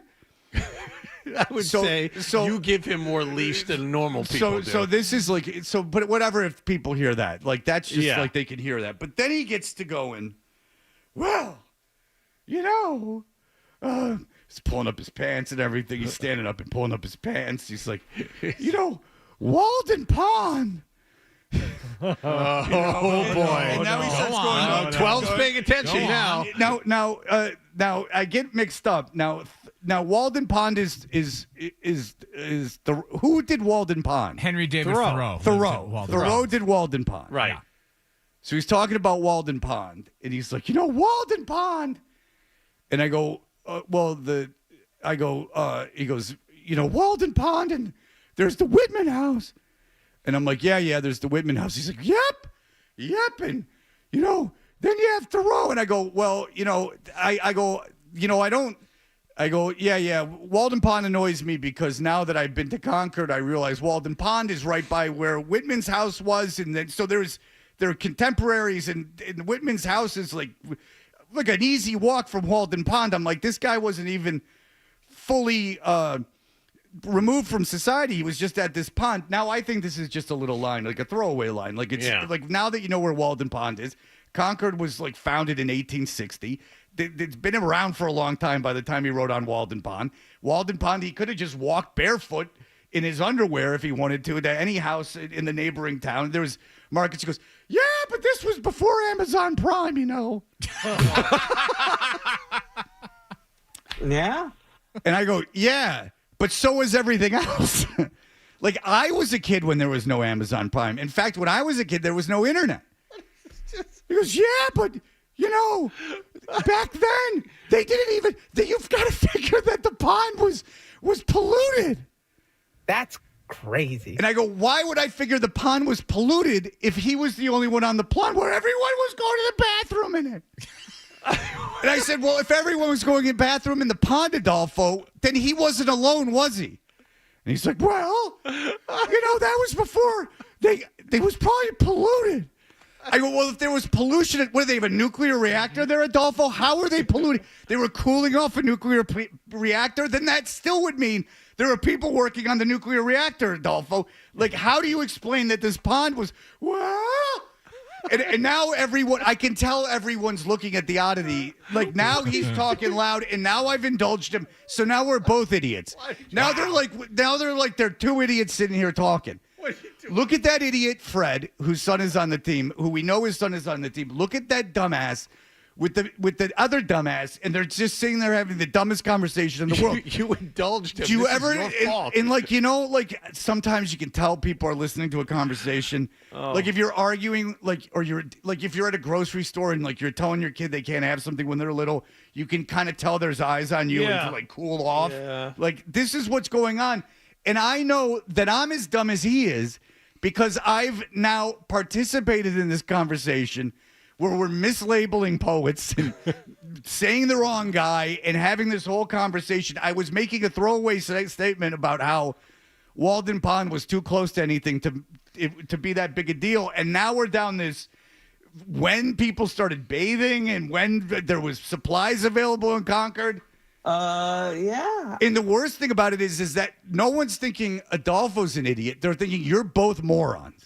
You two are idiots. You're engaging and I'm making like some throwaway line, which I truly believe. Walden Pond was very close to civilization. This guy was not. It was. This guy was not in the middle. This wasn't in Alaska and Frontier. He could go home anytime he wanted to, and he did. He took his washing home. This was not Ice Road Truckers. This guy was just hanging out at a pond. Going into town for supplies. Uh-huh. But this is not a conversation I want to have in front of strangers that are listening in on it. So I brought it. Not only did I bring Adolfo with me, because to me, I'm so used to Adolfo that I figured two birds with one stone. Like, I don't want to take him out with me at night, and he's got this thing to do anyway. I'll take him out. I'll buy him breakfast, and he'll just sit there and be occupied with his phone or something while the game's going on. But Adolfo didn't bring that phone out one time. Adolfo was locked in on having a conversation, and we were out there for an hour because there was nothing else to do. I looked for anything else to do within 10 miles of that place. There was nothing to do. So we were in the stands an hour before game time, and that game probably took 2.5 hours. So we were in the stands together for 3.5 hours plus post game and, mile of, screwing around and getting all this crap. So I was probably at that field with Adolfo for no joke 4.5 hours. Oh, God. 4.5 hours in the bleachers with Adolfo talking in an audience for that conversation for a good 3 hours of that. So everyone, he put on a show. He put on a show for the people. I mean, because again, 6, 7 different people came up to him and wanted to meet him while we were there because we've been around forever. Oh, it was maybe not the world's greatest decision on my part. Jesus. I'm surprised he wanted to do that and spend that much time out there. What else is he? It's that or stay at the hostel. Do you really think Adolfo is busting for options? I mean, the day before that, he sat at a fountain taping himself or taping his glasses, looking After at the he left scenery. here, he took like 4 right-hand turns to go left. You kidding me? John, that's an excellent way of putting it. Now, I could correct you. You said he took 4 left-hand turns to go right, which is what he did. But again, when Adolfo, Hardy and I had to pass Adolfo in our various vehicles, and I actually had slowed down so I didn't have to pass him. But instead of just cutting through the grass, he walked around the side. Well, it's being respectful of the grass, and I don't actually fault him for that. You really think Adolfo had like 5 things listed and he put them all on hold to go to the game with Fred? And that's my mistake, thinking that Adolfo would actually plan out his weekend beyond, I'm going to Boston. Yeah. All right. That's it. Well, there you go. So God bless Adolfo. Everyone loves Adolfo. It was great to see him, but maybe not for the 7 hours we were together. All right, It's look. a lot. There's a little bit of Bill Belichick news that we're contractually required now as the source of Bill Belichick news to get to. Then Chris Forsberg will join us for almost the entire 8 o'clock hour. Hey, I don't got a case. Sorry. Sports Hub headlines presented by Celsius Energy Drinks. Red Sox lost again to Atlanta, 10-4 at Fenway Park. They dropped 2 out of 3 to the Braves over the weekend. They remain home tonight to play the Mets. Manager Alex Cora will be absent. He will instead attend his daughter's graduation from Boston College. At the NBA playoffs, Oklahoma City blew out Denver in a Game 7, 125-93. They are through to the Western Conference Finals. Brad Marchand, a goal and an assist. Florida won in Toronto in a Game 7, 6-1. They're through to the Eastern Conference Finals to play Carolina. And in golf, Scotty Scheffler fired an even par 71, but he still won the PGA Championship by 5 shots yesterday down in Charlotte. Sports Hub headlines are brought to you by South Shore Bank. At Beatles Bank, sharing your success and growing your business is what above and beyond banking is all about. Visit SouthShoreBank.com, member FDIC, member DIF, equal housing lender. I'm John Wallach of Boston's Home for Sports, 98.5 The Sports Hub. Your next update at 8 o'clock. Stay tuned for more Toucher and Hardy on the Sports Hub. Get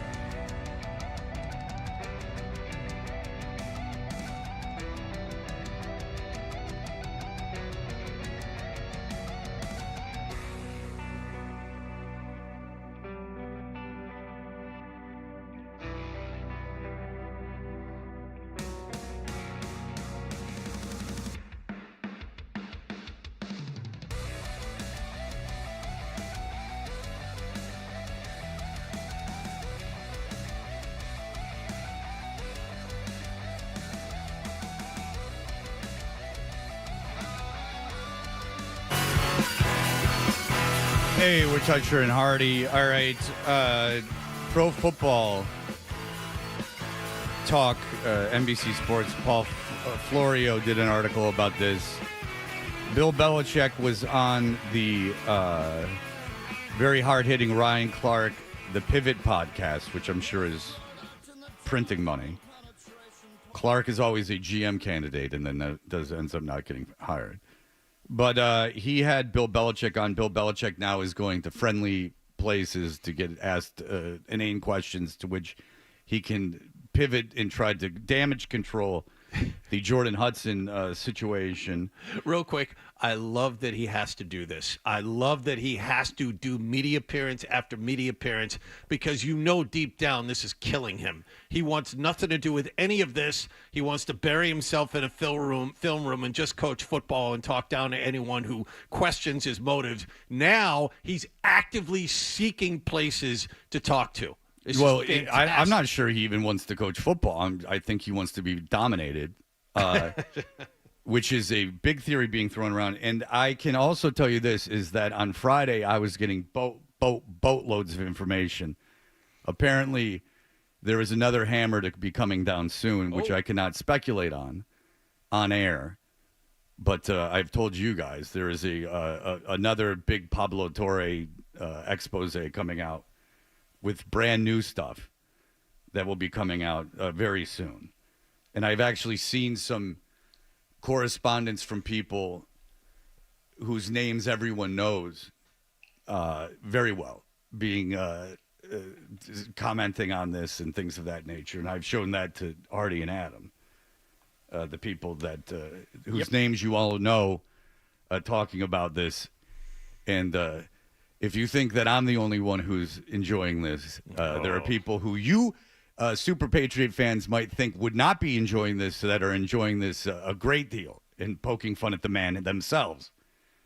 Some people that you think might be holding up the Patriot wall and the Belichick wall are shrugging and laughing and going, I can't believe this is happening, or I can believe this is happening. I can't believe that this didn't come out sooner. Like, years and years and years ago sooner. Oh, boy. Like that, wait a second, why is this just coming out now? This is not a UNC thing.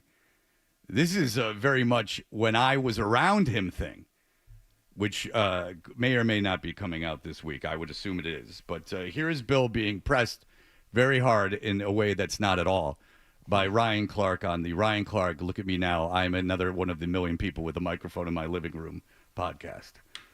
Coach, in a lot of what you do, and I'm sure, you know, in part of this book, it's maybe spoken about, it's don't be a distraction, right? And there are former players of yours and media members who are saying because of your current relationship. This is like a House subcommittee meeting. What a effervescent, casual tone with Ryan Clark. Vibes here. Can we just? I'm just gonna start listening to this for fun. What a good time while you're walking the dog to have this playing in your ears. You may be or may have become that. How are you staying focused on football as the main thing to make sure that that's not something that's happening? Yeah, that's what I do as I stay focused on football and some of the other opportunities that come along. Jordan looks at those and can dig into them a little bit deeper. But really, and to make a fire pit to throw me into. Yeah, Jordan looks at these opportunities that comes up and sees like how I can create a big disaster, which I get off on, quite frankly, because that's an explanation a lot of people are throwing around, is that some of this humiliation is a kink of mine where I like being dominated both financially and disgraced publicly. Because that's an explanation that people are using to wrap their heads around this whole thing. What she does helps me spend my time on football, and that's what's important to me. Which is why I'm here right now talking to you, Ryan, covering up all this mess, is because I'm focused entirely on football. See, doing this interview, Ryan, is very good for my football career. This is going to help us win a lot of games this year. This book, this Pablum book, this piece of crap book that I got to make just because of my name has turned into this huge disaster for me. Now I'm having to run around. By the way, the book has not sold any copies. It has been a major disappointment from Simon & Schuster, but now here I am having to do this. So this is all football related. For specifics for people, because I believe that this is definitely one of those questions that are out there, and people are making up their own stories, creating. Yeah, good question. Good question. You know, people are out there making up their own stories. They're creating all of this. It's all a big concoction of people were so interested in you and her before it became this public. One of those questions that are out there, and people are making up their own stories, creating their own narrative. What does Jordan actually do for you that allows you to do your job? What are her actual job responsibilities? Well, nothing with North Carolina. Well, then why was she included on all your? Did she have to be looped in by your own words on all your North Carolina correspondence? That was through the university. That's part of the Freedom of Information Act that they have to do as a public university. You're a government employee, essentially. You're lying. That's a lie. That's just, there's no two ways about it. He's lying. He wanted her on all the North Carolina press. He wanted her to be the press person. That's in an email. Okay. So now you're lying. Way to push back, Ryan. Well, nothing with North Carolina. That would be number one. Why was she on the field at a practice fiddling with your mic in a wrestling robe? This is getting to the point now where it's not even funny. It's just like you're just lying. Your inability to tell the truth is just such a personality flaw, and why you're in this mess. If you just were open one time, it would probably go away until the new stuff comes out, and then it won't. Well, nothing with North Carolina. That would be number one. It would be personal opportunities. Could be a speaking thing. It could be old guys with young broads, internet party. It could be a financial domination extravaganza. It could be a salon of the great minds of PR and how to ruin a career. It really is like infuriating if you care that he insists on ignoring the fact that we've seen the emails that she was copied on where she's talking about how to word the press release with Steve Belichick and how to do things having to do with football. Nothing to do with North Carolina. But lie.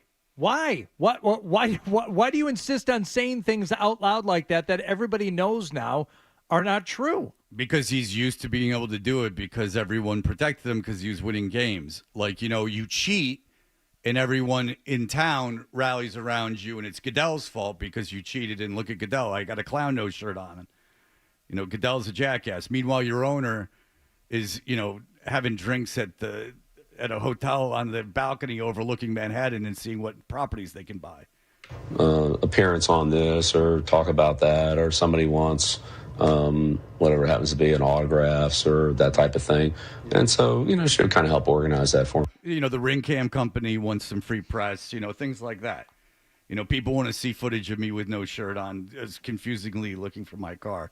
She handles that kind of stuff, releasing those videos to the public. If there's the corn maze people want to. I was going to say that there's an opportunity for me to get some free pumpkins and a peck of apples, but I got someone's got to remember to put the photos in the car for us to sign when we get there. Yeah, to put a weird photo of me being all gross, catching her as a mermaid in the beach. These are things that I got her for. To really handle my brand. And one of the first things that came out was when North Carolina sent me emails saying, like, these people want to talk to you, these people want to talk to you, these people want to talk to you, these people want to talk to you. I sent back an email, can you please copy Jordan on these requests? Right? So, she could at least, filter through them, because there was nobody. We didn't have a sports information guy. And that's patently false. That is wildly incorrect. Yeah, that's just a lie. School like North Carolina has at least one guy, if not two, because football is the major moneymaker at any university, sports-wise. So you need a lot of people to handle that stuff. Yeah, and so this is what Pro Football Talk says. Hang on, Billy Boy. We need to press pause on this point. Did you catch what he's doing? He's throwing North Carolina under the bus for not having a proper mechanism in place to handle the PR. There is nobody. This is what Pro Football Talk says. That's simply not true. Entering the 2024 season, UNC had 2 employees assigned to football communications. Jeremy Sharp, the assistant AD football communications and branding, and Tyler Tim, the associate director, secondary football coach. Sharp's online bio is still active. His title suggests that he's reassigned to women's soccer, swimming, diving, and women's lacrosse. The body of his bio has not yet been revised to show he's no longer working for the football organization. Sharp serves as the primary media relations contact for Carolina football and head coach Mac Brown while overseeing all external branding initiatives and programming. So they did have two guys. Well, what the other part of it is, Bill came in and said, I don't want either of these two guys to handle things. I want Jordan to handle things. Yeah, the reason Jordan was the person that was doing this is because you moved the other two guys so Jordan could do this job. That's what happened. You're lying. They had two people in place, and you moved them so Jordan could blow it all up.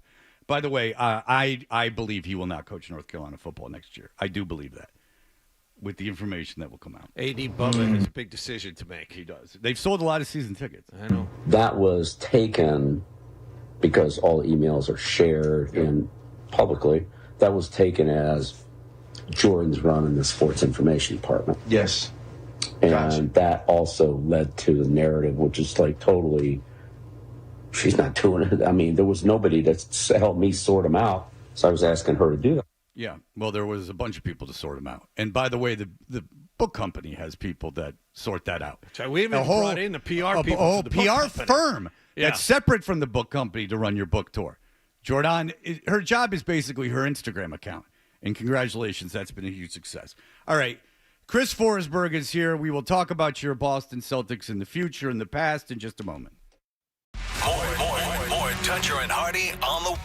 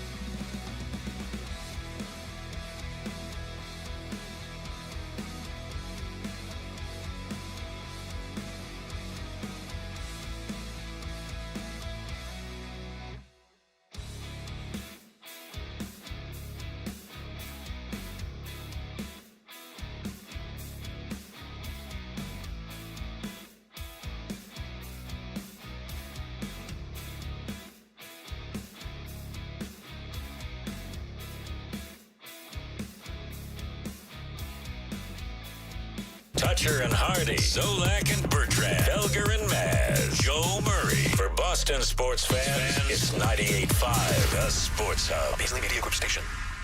Essential Sports Hub headline, presented by Celsius Energy Drinks. Red Sox looked good early against Atlanta. In games, he's hitting .411 with an OPS over 1,100. High fly center field. Harris back, turning, watch it, gone! Grand slam! That is Dave O'Brien on Nesson. Rafael Devers followed up his walk-off homer Saturday with a grand slam yesterday, but Marcelo Zuna homered and drove in 3 runs. Atlanta coasted to a 10-4 win at Fenway. They take 2 out of 3 over the weekend. The Mets are in for a 3-game series starting tonight. Alex Cora will skip this game to attend his daughter's graduation for Boston College.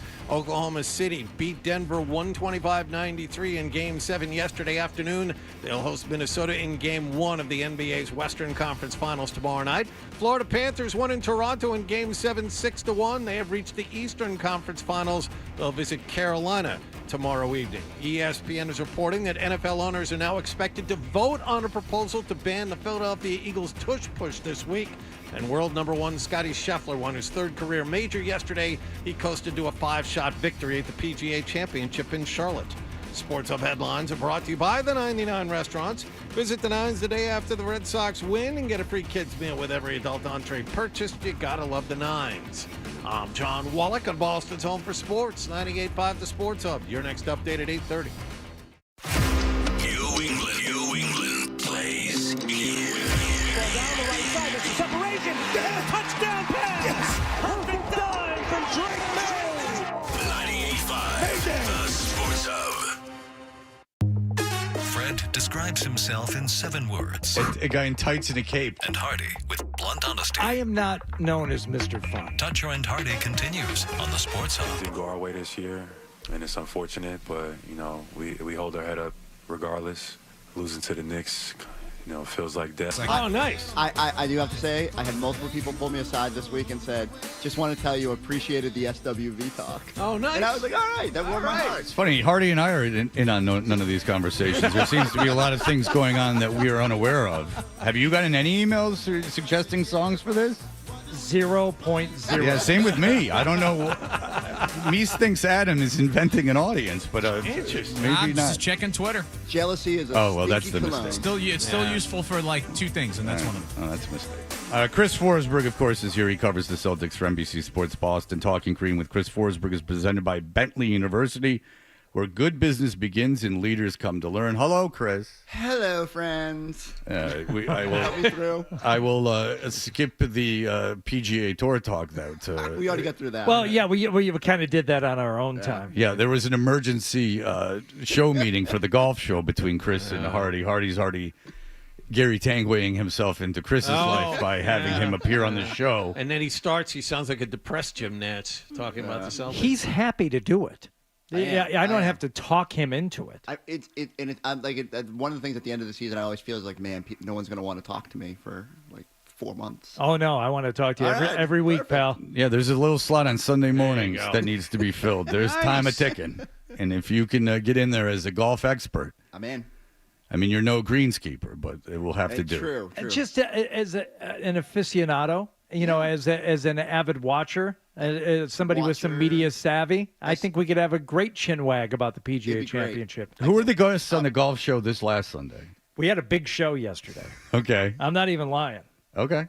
Mihal Chamberlain, who is the president of Bank of America, Massachusetts. Oh. And their Youth on Course program, which allows kids age 6 to 18 in Massachusetts access to 35 golf courses around the Commonwealth where they can play for $5. Wow. Okay. I'd make a joke, and they get all their equipment for just thousands. But I could make fun of it, but I don't want an email from this guy. No, the golf people do not like when you talk about the golf. Look, it's a great program, and kids, if they want to go play, you get your clubs. Maybe they're hand-me-downs. You haven't had to spend much on that.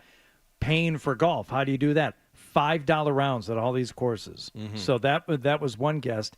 And then, of course, we had Chris Garrett, who is the director of marketing for FootJoy. Of course. And let me tell you something. It's not just about selling shoes, Fred. It's about getting them for free. It's about getting fit for the right shoe for your foot, and 90% of our conversation was just about getting properly fit for your golf And, shoes. and seeing when the box free, of yeah. free things will arrive. Yeah, no, and you would think over the course of 17 minutes, which, as you know, is a long time on the radio, he would want to like start plugging some product. No, this was more of a public service that went on About the proper Sports Hub shoe Golf Club. fitting. About proper shoe fitting in golf. Has the You wouldn't go on a 5-mile walk wearing ill-fitting shoes, would you? Not if I could help it. Certainly No. not. Why would you go out on a golf course and walk 5 miles without the properly fit golf shoes? People do it all the time, and Chris and I were trying to. How many times did he stop have to that wake from you happening. up? How many times did he have to wake you up during that interview to let you know that it was still going on? Did you talking about me? I'm insinuating that the conversation was of no interest The to you. conversation was of paramount interest to me. Okay. Hardy, make a show note. I could probably fill 15 on shoe talk alone tomorrow. Yeah. Well, let's. I could. We'll do some PGA Championship. We'll do some shoe. What do you do with shoe the fit shoes talk. that have stepped in dead stuff? What about goose poop? I understand that's a real quote unquote problem. Yeah. Of course is. How do you keep stains on your shoes? What if you want a stain to last for a long time? It was a hell of an episode. It's available now via podcast, 98.5, thesportshub.com, and the Sports Hub app. Well, don't worry about your digital goals, ladies and gentlemen. All right, so Chris, you are here, of course, other than the shoe fitting. You were here to talk about your Boston Celtics. Yes.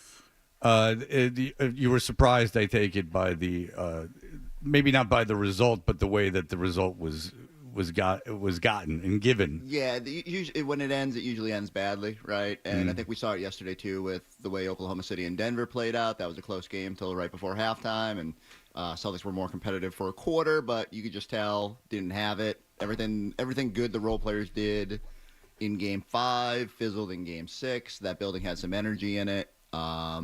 Look, I'd like to take more credit away from the Knicks as possible because the fan base is insufferable, but they earned it. They had 2 comebacks to take control of that series. Celtics had their part in it, but give them credit. They played way better than I thought they would. The talent that they have when it's clicking. How much of it was coaching? Like, did Thibodeau outcoach Missoula, in your opinion? I think it's fair to say when you lose a series, you get outcoached. You know, like I don't think we don't need to have a whole referendum on Joe and whether he should be here long term or whatever. But I do think Joe didn't push enough of the right buttons in terms of getting the guys to collect themselves at the end of games and when leads were going away. And I put a lot of that on the players because I keep saying it, like this is the third coach that hasn't been able to shake them from that bad habit, so I don't want it to fall solely on the coach. I think part of the changes you'll see this offseason will revolve around like maybe fixing some of what ailed them. And but no, I think it's we're heading towards a weird time, and Joe's gonna have to figure out how to navigate that. Right. Because Jared Weiss opined that maybe that the style of the NBA has caught up to Joe Missoula. That these things go in like 3-year cycles, and that Missoula was on the vanguard, and now the league is kind of caught up to it, so he's going to have to kind of change what he's doing. I mean, like if the Celtics were healthy, I still think they're in the mix. And this series did not come down to health; they lost before health. But I don't think we need to reinvent the wheel with the way they play. I think there will be some tweaks to fix little areas that ail them, and I think we all know what they are in terms of just being a little bit more mentally strong in tough moments and scoring around the basket. But what do you got, Wally? Well, I was going to say the shots were. I think you should put more blame on the players than Missoula. Yes, Missoula ball is very frustrating. You get guys that are wide open for layups that kick out for open threes instead of dunking the basketball. But how many open shots did they miss? How many open layups did they miss? My point exactly. That's just it. The shots were there. The offense worked. And the players never executed. Yeah, End of games, you have a clear argument against Joe Missoula, but the bulk of it should fall on the players. But that's the thing is that if you use a 1-game litmus, that's a fair thing. And an argument that I made too is that I think it was game 2 that we said, or it was a game 2 probably, where they just missed so many threes or something like that. Game 1 was the 3 misses. Okay, game 1 was the one where they just missed all those open threes. But when it's over the course of a series and that's your style of play and it's not working, then that's an indictment on the system. Like if you have guys that you're putting them in positions that you think they should succeed in, but they're incapable of doing so. You lose 4 games to an inferior team. Yeah. That's a fair. It's fair to say that he did not structure things properly for the team. I get that argument, but the guys that were missing shots usually made shots from the spot they missed them from.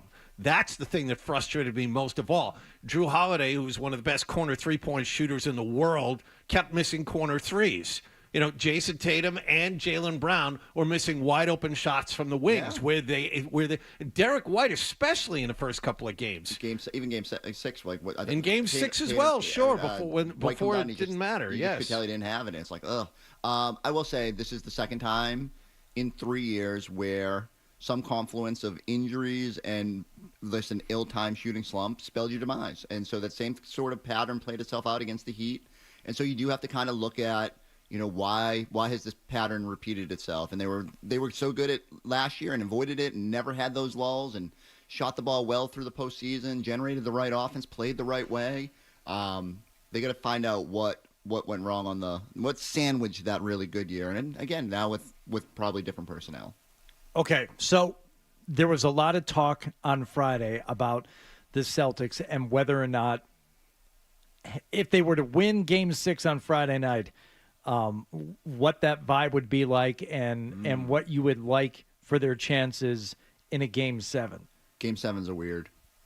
Game 7s are weird, especially when you have momentum, as the Celtics have had in the past and they would have had going into this series. And that's why I get it. Just from the surface, you figure back in Boston, Game 7 at home, I had no such confidence. Yeah, and look at 2 years ago against Miami. Right. That's the one. That's the thing that I keep falling back on, where they pulled the no-show. Now, I would say, count yourself lucky that the no-show happened in Game 6. And you don't get your heart broken, on home court in Game 7. I would have liked the game tonight. I would have taken the chances. I would have said I would be interested to see how New York would have responded in that moment, where a 3-1 collapse after the way they were up would have been tough, and losing Game 6 at home would have put them in a tight spot. But no sense. You think you would have felt better about it had they forced a Game 7 and lost at home tonight? Look, it's going to hurt no matter what. Might as well get a Game 7 out of it. I think you're ridiculous. I think you're lying I am to a ridiculous yourself. person. So. Well, the pressure obviously was solely on the Knicks, as opined before this Game 6. And also, we just got out of the Luke Cornett game, which Game 5 of that series will be forever remembered as the Luke Cornett game. How do we feel about him being your starting center next year? I'm all in. I just don't know if they can afford him, which is crazy to say, but he's a free agent. You're all in on Cornett being the starting center for a championship team? Are they a championship team next year? No. But that's how you want to go into a season, is at least assuming, that you're a champion. Well, first that you off, have I think shot. Cornett is criminally underrated. I think he showed. I know he has his limitations, and he did not have a good Game 6. But I think if you were forced to put him into a more robust role next season, it would not be the worst thing. And you could figure out where exactly he slots long term. He came back on a minimum. He had other offers. He could have gone somewhere else. He likes it here. He likes what he's evolved into. And I hope they figure out a way to get some money to bring him back. But Will you always remember Game 5 as the Luke Cornett game of the 2025 Fred, playoffs? I'm sad you didn't watch our interview from before Game 6, because Luke even said that would not be the Luke Cornett game, because it has to be it has to. What will forever be remembered as the Luke Cornett game. Well, I stand corrected. I said, I didn't. Yeah, I'm not making it up. There's a reason I'm saying it. No, I thought it was patronizing to Luke Cornett to go the Luke Cornett game. I'm like, the guy's 7 feet tall. He had some blocks. He's a professional basketball player. I'm sure he would tell you, yes, I'm here to be tall and block shots and guard the rim. Luke around and find out. Yeah.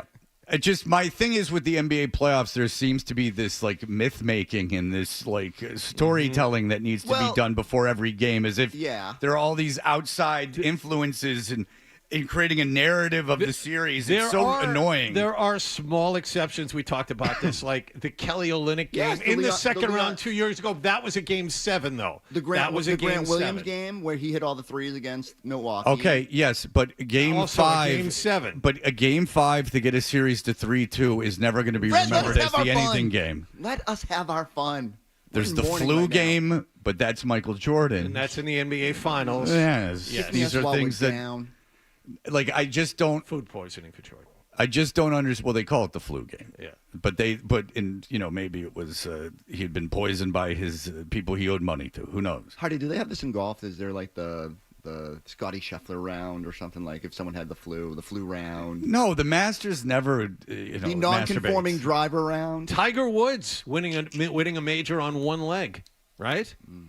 Yeah, but they're always. Hardy cries at the end of matches. You have one winner. It's not a team sport, so you're always going to have the one guy associated with it. I think Chris is more on point with the what is the story behind the win, behind the guy. Okay. Yeah, the stimp meter game, the stimp meter round, or when they were getting phony break notices, they were the greens are. This is all phony baloney. The pin placements are all. Travelers Championship last year. That was the protest championship. Remember the people who came on the green and dumped all the colored dye on the grass? That was a disgrace. It was. I hope those people are not living anymore. Still in jail. Well, or executed, quite frankly. Interesting. All right. Well, look. Go ahead and scoff at it. You'll be there, pal. Oh, I can't When wait. is that? When is that big day? When are we all going? Oh, he's checking his notebook. Well, yeah, I know old school calendar here. I thought I'll you were tell going to you go for when. the iPhone. And June 18th we'll be there. Okay. Cromwell, Connecticut. TPC River Highlands. Sweet. Wow. I got to see if I'm here, June. While Fred's adding it right to the phone. Oh, you're here, pal. Punch that bad boy in there, Fred. I'm not positive I'm here. All right, look, I might actually. No, be you're there. not here. You're in Cromwell, Connecticut. All right. Well, listen. If I'm here, I'll go. All right. Look, here's the deal. Unconvincing. Well, I think Forsberg needs to step in if you're not here. Absolutely. Yeah. Forsberg would do that grandly, and he'd save the gas for the station. Yeah, All right, he's look. like 20 minutes from there. Yeah, that's true. Yeah, he doesn't Right care next to my about home going. course. That would be better for everyone if he went. He'd be all into it. It would be fantastic. All right, look. We'll be back. We have Chris for a while longer. We'll continue in just a moment. You're listening to Toucher and Hardy on the Sports Hub.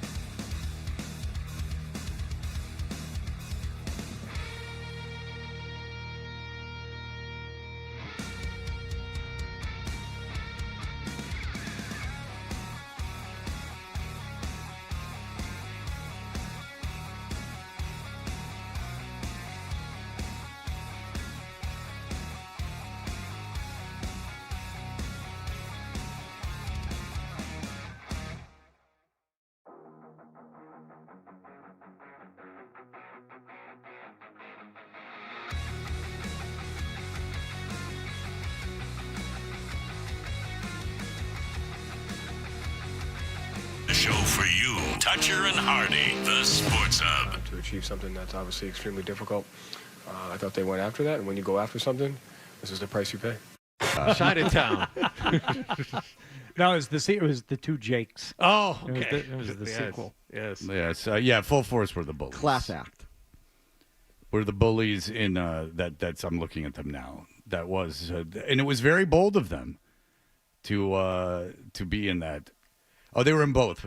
So we're both right, John. They were in, according to Wikipedia, they were in the House Party and its first sequel as bullies of Kid and Play. They reprised their roles.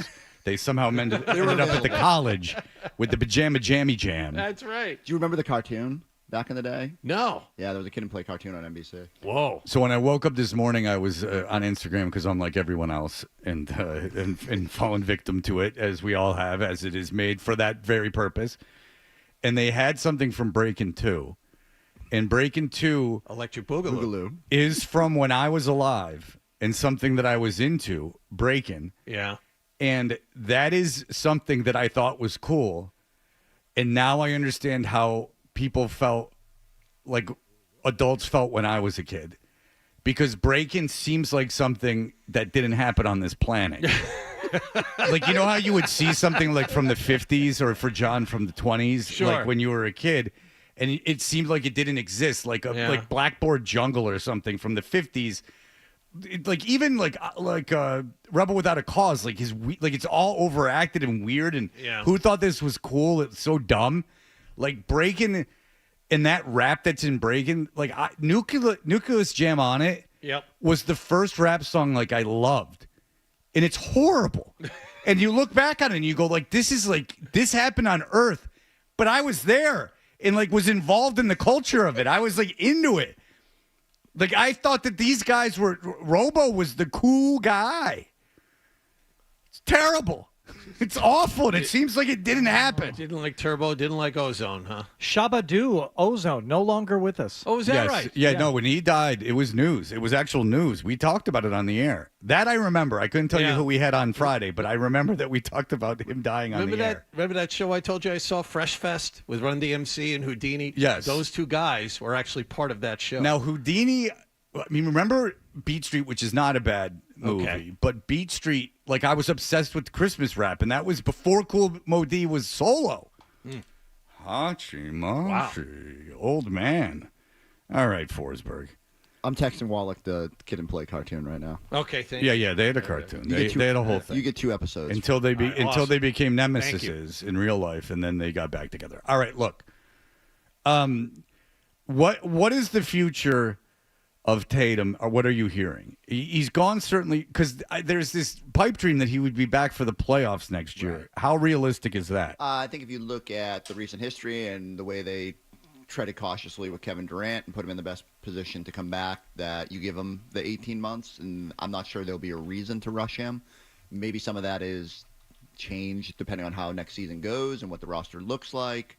But I suspect in my mind, I don't understand why you would rush him back. And so I hope they give him the time to be the best version of himself. Brad Stevens has never been shy about shaking things up. Will he trade Jaylen Brown this offseason? I mean, it's something you have to consider. It's just the reality of where the roster is. I think, I'm one of Jaylen's biggest supporters, and I think I'd like to see it through, and I'd love to see the Jays reunited in 2 years or a year and a half, whatever the case may be. But the reality is you have to trim money, and Porzingis' value is maybe a little bit low right now after coming off of what he went through. Drew Holiday has a lot of money left, 3 years and $104 million of that contract still on it. And so trying to find deals that allow you to move them and get back talent and trim salary is going to be difficult. So I just think you have to look at all options. I don't think it's like, if I had to guess, it's not option A, but it has to be an option, and it's just what they're going to have to explore. And I'll be interested. Like, Brad's going to talk this afternoon, and sometimes he can just put those things out and say, hey, look, we're not trading Jaylen, and I don't know if he'll go that strong. I think you have to leave open. You can't go that strong. All avenues. Yeah, like you don't want to put yourself in a position where then you do have to make that move, and then you look back.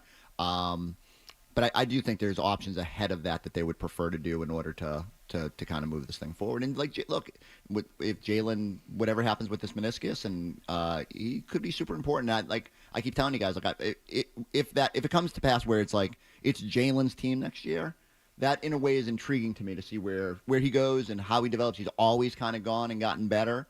And I think that could set you up nicely for when Tatum's back, and people will invariably say, "Oh, well, that now you got to share the basketball again." Yeah, like they'll figure that part out. You figure that out, right? Yeah. But you just the idea is like if you truly believe that Jalen is a top 20 player in the NBA, and he's looked like it a lot of the time over the past 2 seasons when he's been healthy, and then like there's no reason to get like irrational this offseason. But again, you have to trim money, and that's just a reality. We were debating Derek White last week on this show. No. I fall in the same category as you do. I don't think you trade that guy. He does so many little things for you. He's a great defensive player, a great shot blocker for a guy his size. And offensively, he really provides a good service from deep. The counter argument, of course, is that he's your most valuable asset, that the contract coupled with the age and everything else makes him your most valuable tradable asset. And that's undeniable. But I just, what are you looking for going into this offseason? You're probably looking for the next Derek White, the guy that you're really high on. You think he just needs a different situation. He's not making a ton of money quite yet, and maybe you're going to be on the hook for that down the road. But like, you're looking for more Derek Whites this offseason. And because like when I go back and watch when they traded for him, like I think those of us that watched him every night, well, maybe not every night, but like watched him, like knew that there was potential in there. I don't think any of us knew he would be this good. But you're looking for guys with high upside that fit well, and the other part of it is like Tatum really loves them, and I do think like that there's a value in that, right? Like you want guys that your stars want to be around, and this core loves each other, and it's unfortunate that some pieces are going to have to go, but I think there's a spot for Derek to see this through. Okay, so a wrinkle here with the Jaylen Brown injury, because I thought it was ridiculous the more I thought about it, more ridiculous it became to think about trading him away, because really don't know what Tatum's status is going to be, when he's going to come back, how he's going to be when he comes back, and to just build a team over the next year for Jason Tatum to come back to seems foolish when you have Jaylen Brown readily available and can play.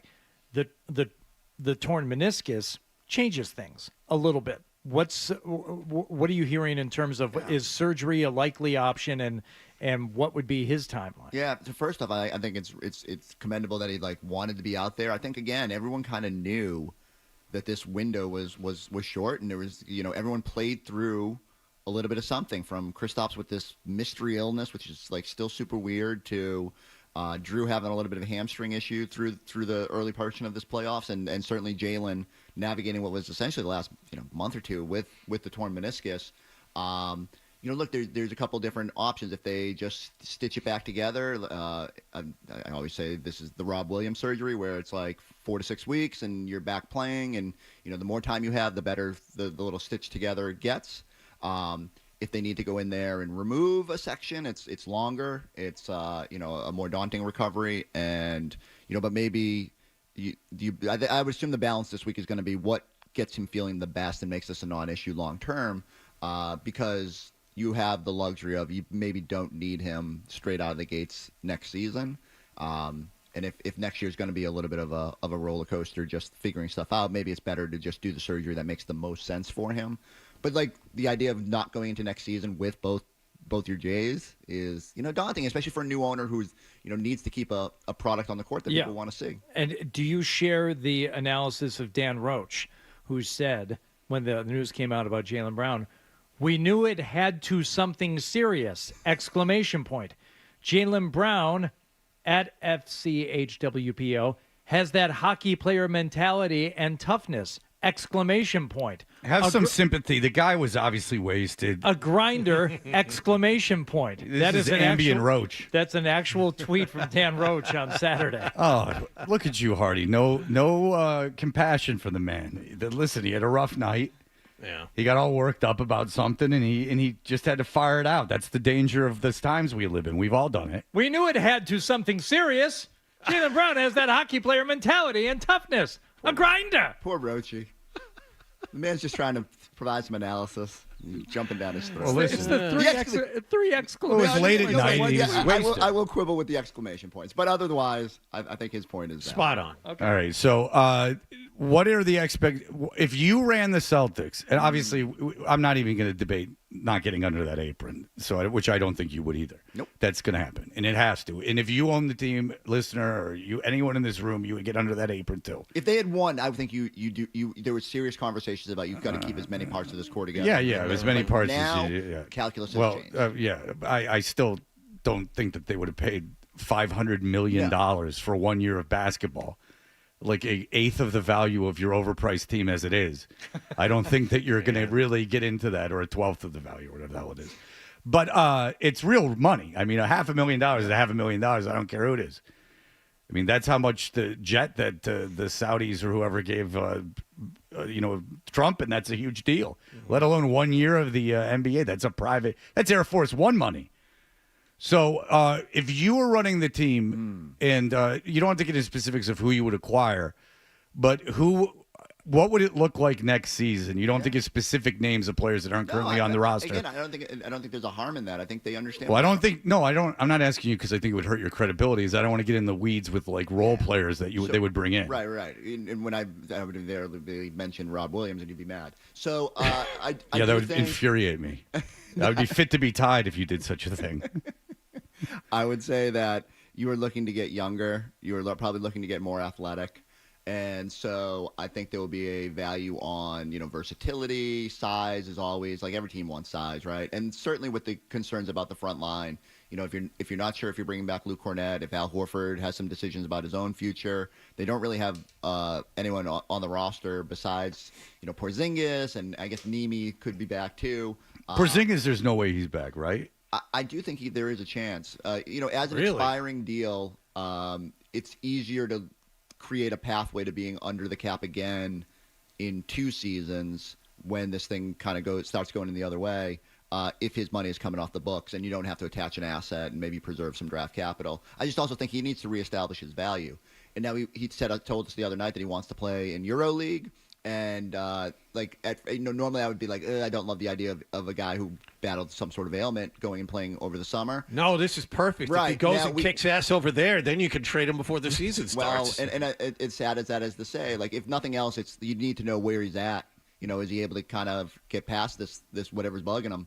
And so I'm excited that he's actually playing because I just think they need to see it. And maybe once he's reestablished his value, you can consider that. And which is I hate talking that way about players because like Porzingis is genuinely the nicest dude we've had around here, and I've thoroughly enjoyed having him around. And I think when he's healthy, it's such a good fit for this team.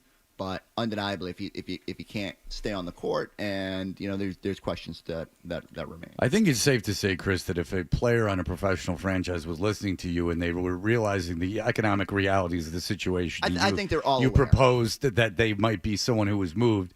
They would not take that as a personal shot. I don't think they do. I really don't think they would. I think they understand the reality. I think when they signed on 2 years ago, Brad was very open and honest about how this was going to work and the realities of the window. And hey, the rent's coming due now for that title, and it's time to figure out what's next. And I know you guys talked about it, but I mean, you have 2 teams picking at 2 and 3 that could be looking to trade out of those picks. So it could be interesting if they wanted it to be. It could be interesting. Because both those teams could be looking to add a veteran. Even Philadelphia, if they're so gung-ho about Embiid being healthy, they could go, all right, we'll trade this. We need another veteran, so who knows? There is a significant part of the media that wants him to blow it up, get rid of Embiid, and start over again. You know who's got a ton of cap room is Detroit. Mm-hmm. They have a ton of cap room. You want a third segment of Forsberg, and we can do a little... Yeah, baby. All right. Let's do it. Cool. Let's knock it out. Oh, wow. Bonus time. Look at Chrissy Ballgame coming in and stepping up. Bonus time. All We right. get the YouTube bump, too. All right, we'll be back in just a moment.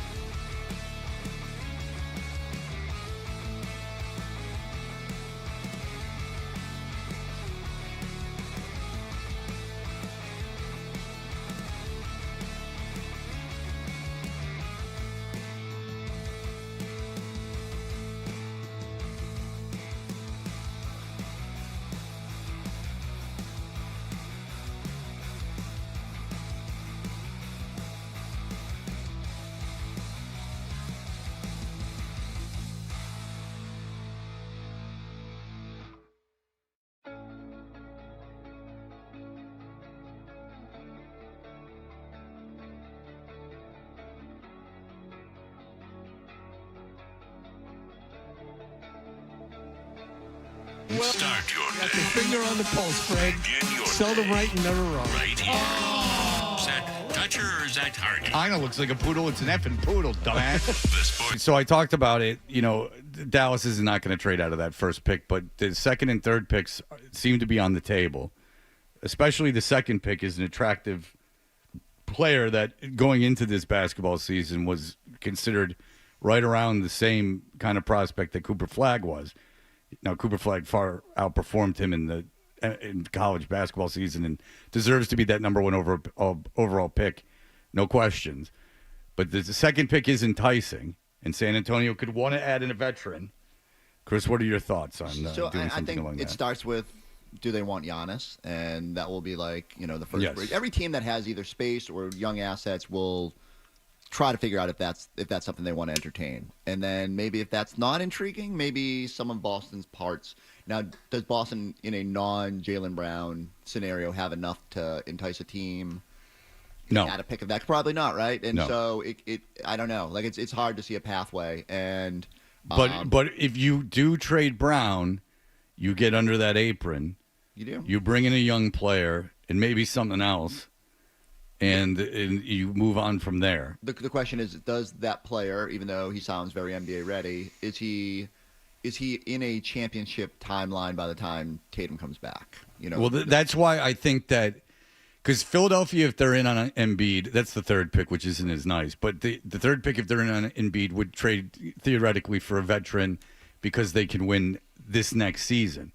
The Celtics not looking to – I know it doesn't make sense, but that would be the theory behind I get it. your logic. It's the Philadelphia 76ers, so I laugh every time. Yeah. No, I don't necessarily agree with the logic, but if they're insisting that Embiid's healthy, I mean, it's a win now. Embiid's not winning in 2 years. Embiid would win now. He's 31 years old. So, this would be the time. Might as well push in. Right. And so, obviously, San Antonio with Wembanyama might go, let's speed this process up and bring in another star right now. That would give them 3 stars. Now here we go.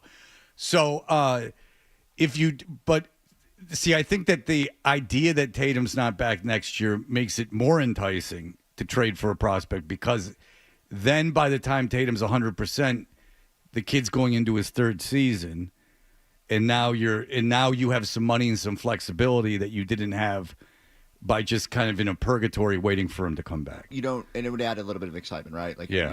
All of a sudden we have something to watch develop. I understand the logic. In fact, you don't have to go too far. You just look back to when the Celtics were lucky enough to be in position to get Tatum and Brown. Kyrie and Gordon get injured, and as catastrophic as that seemed in the moment, it created a rampway, which kind of led to where they are now. So I certainly get the idea. I just think it gets tricky, and I don't ever love the idea of trading. Again, if we believe Jaylen Brown is still, when healthy, a top 20 player, I don't love the idea of trading for someone that is not guaranteed to be good at this level. I'd almost rather trade for a player that is a little bit more established, that you see the pathway, that is already kind of proven they're on that rampway. And now, look, that's a little bit more difficult. You got to pay them quicker. There are downsides to it, but you take some of the luck out of it, some of the potential to go bad. Well, the guy you draft is most likely not going to be a top 20 player, of course. But that comes to the question, do you want Tatum and Brown, and that's the best way to a title, being financially kind of hamstrung, or do you think that Tatum is such a talent that if you surround him with a very, very good team, that you have a better chance of winning that way?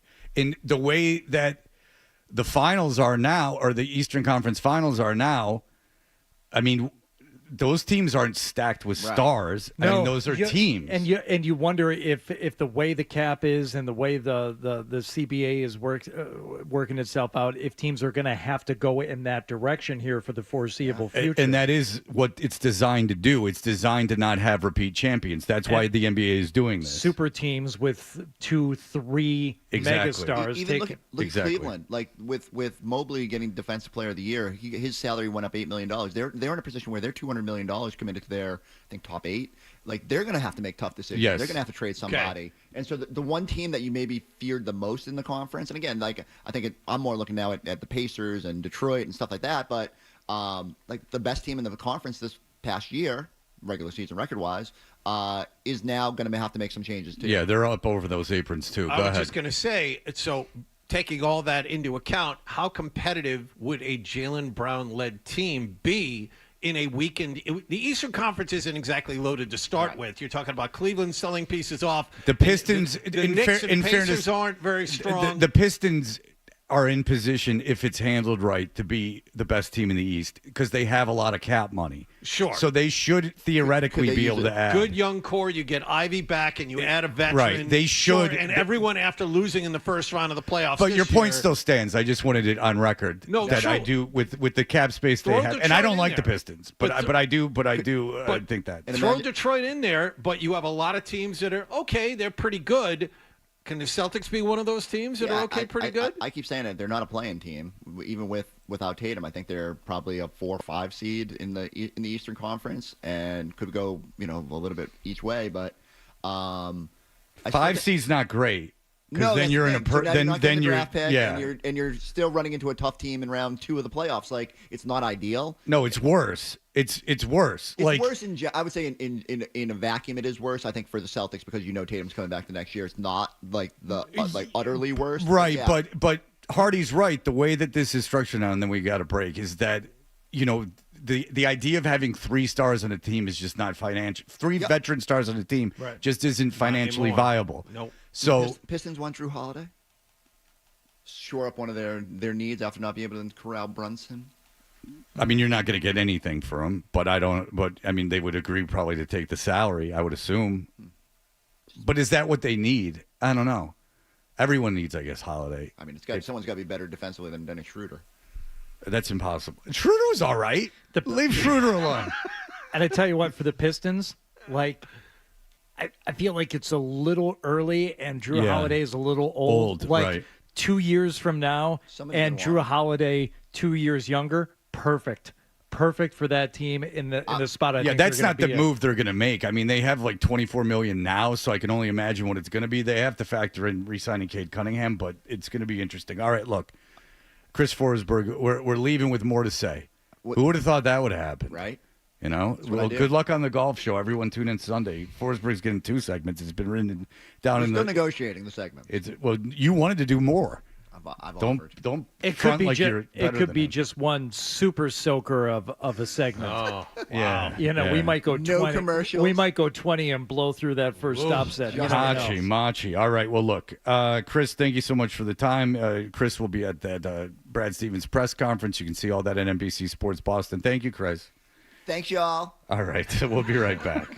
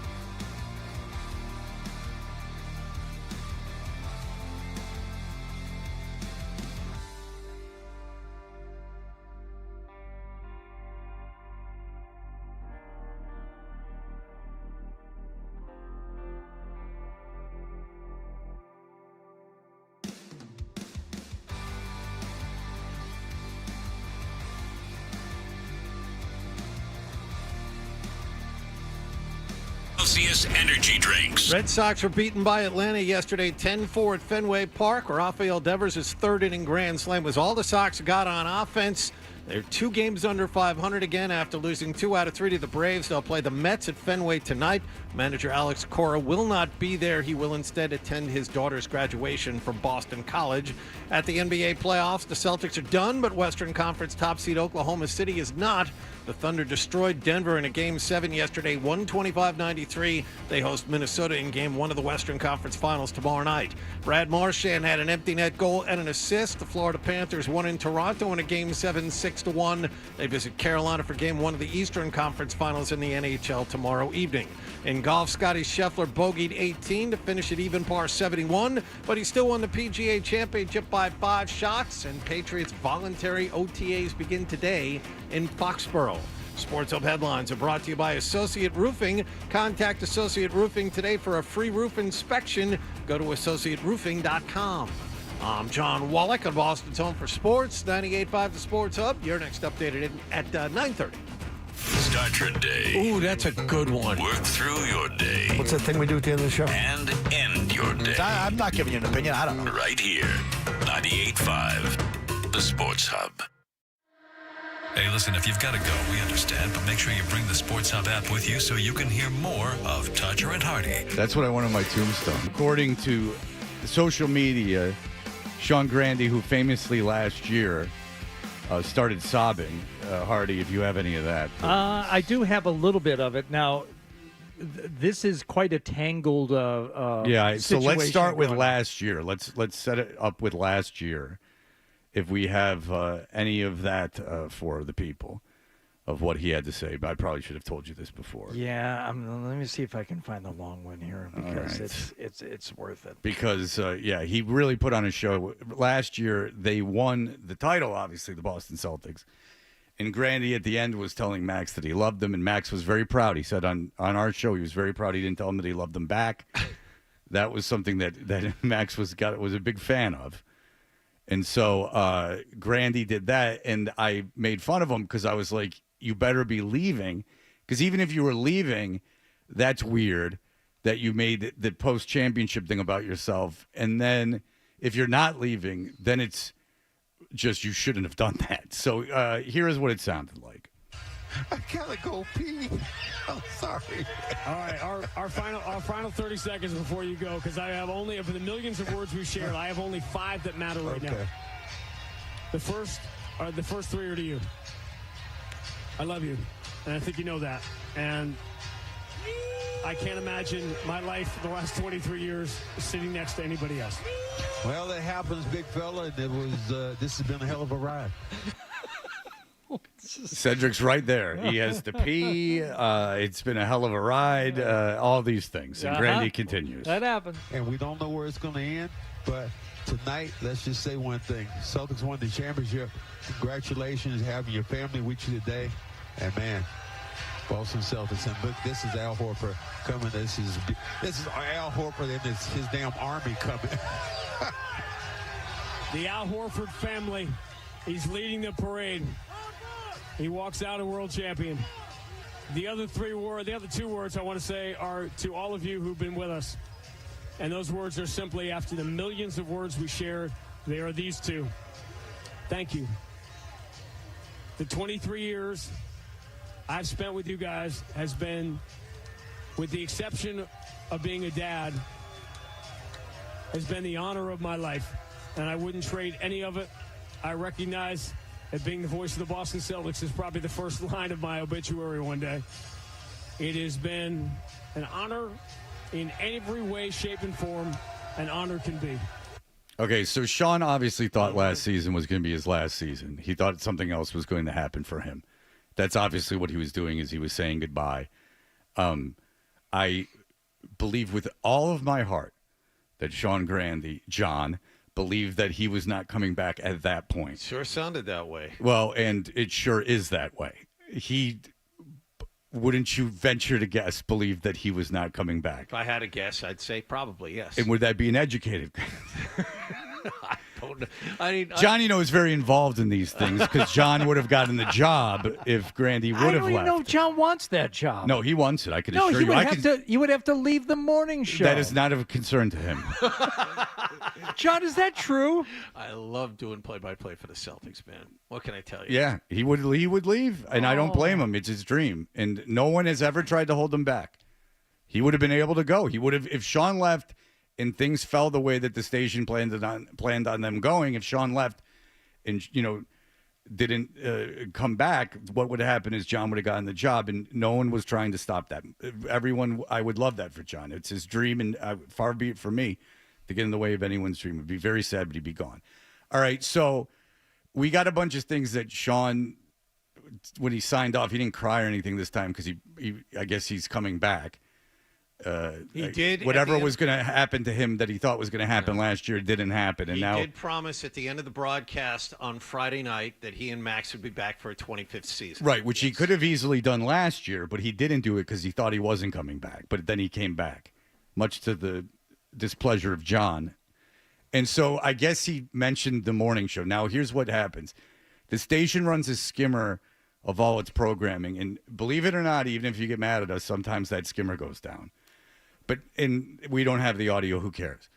But John is aware of what happened, and there's a visual element to this that there's a lot of twists and turns. Now, John, did you hear him say it? I did. Okay, so you heard the call on the radio because John all of a sudden now wants to hear the call on the radio at the end of the game because he wants to hear if Sean pulls the shenanigans again because maybe he's gone. John thought maybe Sean Grandy wouldn't hang around for a rebuild, he says. I'm going to tell you everything John has said because I don't know if he'll get to it. But that's the truth. But if he wants to say so John's glued in to this thing. And what did Sean say? Sean basically said, you're correct. That's exactly what I was listening for, considering how much we had gone over the previous season. I would have done it. I would have done it as well. I wanted to hear. I wanted to hear what he said. No question. So I wanted to hear if there was a veiled shot at this show making fun of him, and there was. He said something to the effect of, and I'm not going to get it right word for word, but he said something to the effect of, despite what some morning programs would have you believe, I will be back for next season. Okay, now I don't get that. What is it? I'd be more like, why that guy on the morning show's a dick. He was making fun of me, but the idea that he was that guy on the morning show. Like, he's like Belichick. Like, that, why? Just say I'm a dick. Or don't say anything. Like, if you don't want to say anything about it, but, like, don't invent that I guess that you thought you were leaving. Because I know you thought you were leaving. Like, come on, dude. What the hell's the point of that shot? Just go the untalented hack on the morning show, that stupid son of a bitch. If you're going to say something and go, I know I got made fun of by some dickhead or something like that. Or go like, the guy with the drinking problem, the stupid, drunk, divorced idiot is da-da-da-da-da. I'd prefer that over the morning show is going to concoct some kind of story that I'm leaving. You cried and told Max that you loved him and said to the audience, thank you for the 23 years and how much meaningful it was to you. You thought you were leaving. I don't understand. That's one thing I don't understand in broadcasting. Like, I just don't say anything then. Like, what did I make up? I didn't make up anything. You cried on air. When you cried because you thought you were leaving. If not, why didn't you cry this year? Do you cry every year? Do you cry when they win a championship? Did you cry in 2008? Who knows? I love you, and I think you know that. It's just weird. I don't get it. Like, I get, like, call me a dick for making fun of you or something like that, but, I mean, Jesus Christ, Sean. I mean, come on. I really just don't understand. I don't understand why Belichick doesn't get on and just go, look, dude, I met this girl when she was 19. I don't know. I'm in love with her. I don't know what the hell you want from me. I don't get, like, I don't get it. I don't get why you say you got some contract situation. I don't get why people just don't say. It's just so much easier to just say what's going on. It's just 100 times easier. Like, I get it. Like, if you're negotiating and stuff like that, you can't say stuff. But, like, you're still pretending like you thought you were going to be back this season. Like, get out of here with that nonsense. I don't understand why people in broadcasting just feel the need to not tell the truth. I don't get it. Like, it's just easier. Like, there's a guy from the New York Times that got in trouble in the 2000s for like writing fake stories. And there's another guy from the New York Times that's talking about it. He had said like burning down my master's house was like the name of the book the guy wrote about it. And I heard a guy talking about it. He's like, it would have been just 1,000 times easier if the guy just did the stories. He put so much effort into making up these fake stories and doing this like House of Mirrors act with the New York Times. It would have been way like lying about being in hotels, lying about all this stuff. Like it would have been 100 times easier just to tell the truth and just have done the stories. Like sometimes like Belichick wouldn't have to go on this huge press tour of Ryan Clark podcast that no one's ever going to hear and this and that, like lying about how North Carolina didn't have PR people. Think he really if he enjoys just this? sat down, if he just sat down for 2 minutes and acted like a human being, I do not understand. Like everyone makes mistakes. Everyone has things not work out. Like I don't get. Like, don't you like someone more when they go like, oh, dude, like, yeah, like stuff didn't work out. Like, you know, hey, look, things didn't work out at the station. And 9 times out of 10, it kills the story that you're trying so desperately to either cover up or make excuses for or keep people from talking about it. If you just come out and say the thing, 90% of the people will then stop caring about it. Yeah, 100%. Like, yeah, if you're just like, hey, like, look, I know last year, like, if you're even going to say anything, right? Just go like, last year I made a big deal about it and everything, but I just want you guys to know I'm going to be back this year. Not like the morning show made it up. Like you can say because of those no talent idiot, because it's basically me, that no talent idiot on the morning show who's a stupid ass and got his own problems and you shouldn't be worried about me. All of that I would understand. I don't understand why you just don't. But what did I make up? You started crying and saying goodbye. I didn't make it up. You did it. I mean, Jesus Christ, Sean, it's on tape. All right, Ryan, go ahead. Hey, what's up, Freddie T? How you guys doing today? What's up? I just wanted to say, I would have liked to hear, and I'm glad the Celtics won the championship versus Dallas, but I lose that series. He doesn't have a sign-off like that, and it's not all about him. I think he totally made it all about him just because the Celtics won the championship because he had that energy. And I think Grandy's a good broadcaster, but he does that more often than not. I'm in the car a lot for the games, and it seems to be like everything is all about him. And, you know, it is what it is. That's really all I wanted to say. Yeah, Grandy's a great play-by-play guy. He's really good at doing play-by-play. It's when he invents these scenarios. Like, it's like he listens to sports radio and gets all angry and takes like veiled shots and you know everyone's going to be talking about Missoula and da. Like, oh, are they? Well, yeah, he's the coach of the Celtics.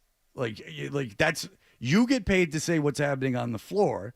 The people in sports broadcasting have to fill up time talking about what could happen and theorizing about it. That's what's fun about sports. The game is fun, and that's your operation. The post game and all the machinations and stuff that make this $1 billion industry is what we do. Now, I can't do what you do, and you can't do what I do. Or maybe you could. But I certainly couldn't do what Grandy does. I'd be a terrible play-by-play guy. And I think he's a good one. But, I mean, Cedric was embarrassed. He was. He told us he was embarrassed. He didn't like that. You could tell he was trying to get out of it. He interrupted his soliloquy, by the way. He said the Horford family's coming over here, and he stepped all over Sean's crying. So anyway, I guess he does a video thing. I don't understand it. Yes. Some video thing he does, and then he does some audio thing. I don't get what's going on. There's a camera on during the radio broadcast on he and Max. I think this is the end of the second season of it. Yeah, my advice is to people getting into media, and now as a 50-year-old, I think I can give some of it to succeed at least at a local level for a period of time. My advice would just be don't make anything more difficult than it has to be. That people understand. That, like, if something happens and it doesn't work out, people understand. If you screw up, people understand. Like, it's just a thing. Own it and move on. That's all. It's not overly difficult. People, when you get into trouble is when you go through all this garbage and making crap up. It just bothers me. It's not even Grandy I'm talking about anymore. It just bothers me. Thank you. Like, everyone's, like, lost a job, right? Grandy's not losing a job, but it wasn't in danger of losing his job. That's not what I'm insinuating. But everyone's, like, lost a job. Everyone's like made a mistake that cost them something. And then the idea is that you learn from those mistakes and you move on. It's so much more endearing and compelling to hear someone just owning up to something or just like biting it. Like, I didn't make up he was leaving. You cried. It was funny. I didn't hear it live. 1,000 people told me about it. That's how I knew that he cried at the end of it, is because everyone was dancing around sending it to me. I didn't listen to the last radio broadcast. I think Sean's a good play-by-play guy. But this notion of that I made something up is nonsense. Come on. You know? Now I've said my piece. And see, Adam, we got a segment out of it. We didn't even need the audio. Love it. You understand that, Adam? Pro chops, pro attitude. What about the video? He shut off the video before he did. This is the part I don't understand, and this isn't an insult to him. I just don't understand it. Apparently, he has a camera on him doing video, and he does a video sign-off, and then he shuts that off and does an audio sign-off. Now, is the audio sign-off on the radio? Yes. Okay, so the video part he does like during a commercial. But usually, they wouldn't think to turn the camera off before doing the two different ones, and the fact that the camera was turned off before the radio version made us kind of perk our ears up a little bit. The camera, the video of the broadcast is the broadcast. That's what it is. Yeah, whatever, man. I don't know. That's well above my. It isn't anything special. I didn't know he videoed himself. I don't know what's going on. I think he's good at play-by-play. I do. I think he's good. I think that it's unfortunate he's staying because it means that John doesn't get the job. But I think that he could do this job for the rest of his life. He's that good if he wanted to. It's up to him if he leaves or not. I was never insinuating that there was any way that he would be removed from that job. That's not true. It would be that he left it voluntarily, which I believe was the case he believed was going to happen. That's all. It's not that big a deal. What's funny is that he cried, really. And I've cried on the air before. Now, it wasn't because I, was leaving for another job or Unusual something. circumstance. Yeah. Day. Yes. You know? I mean, I've been on the air out of my mind. I sounded like I was a lunatic, but I did it. I mean, it's there. That was a fun show. Yeah, it was fun. I got to leave early. Yep. You know? You had some Wait, company. it was about this time, wasn't it? Yeah. 9 o'clock hour? Did I make it to the 9 o'clock hour? Yes, you Good for did. me. It was about 5 after 9. There's a lot of traffic. We had. Nick says you did not make it to the 9 o'clock. Yeah, I don't think I thought I was sitting right here. I think he did make it to the 9 o'clock hour. Yeah, well, who knows? I Regardless. don't really want to go back in time and revisit it. But It's very nice. but You had a lot of people there to escort you back. it escort you happened. out. Yes. But it did happen. Butterfly net, white coats. Yeah, I didn't leave on my own accord. I was No. strapped into a jacket, Fred, a very difficult jacket to get out of. Fred, I need to speak to you over here, please. Well, listen, he was checking me to see if I was doing, and I wasn't. I was just out of my mind. I wasn't. He was checking to see if I was wasted, which I wasn't, but I was just out of my mind. All right, very good. All right, we'll be back in just a moment with your wonderful emails.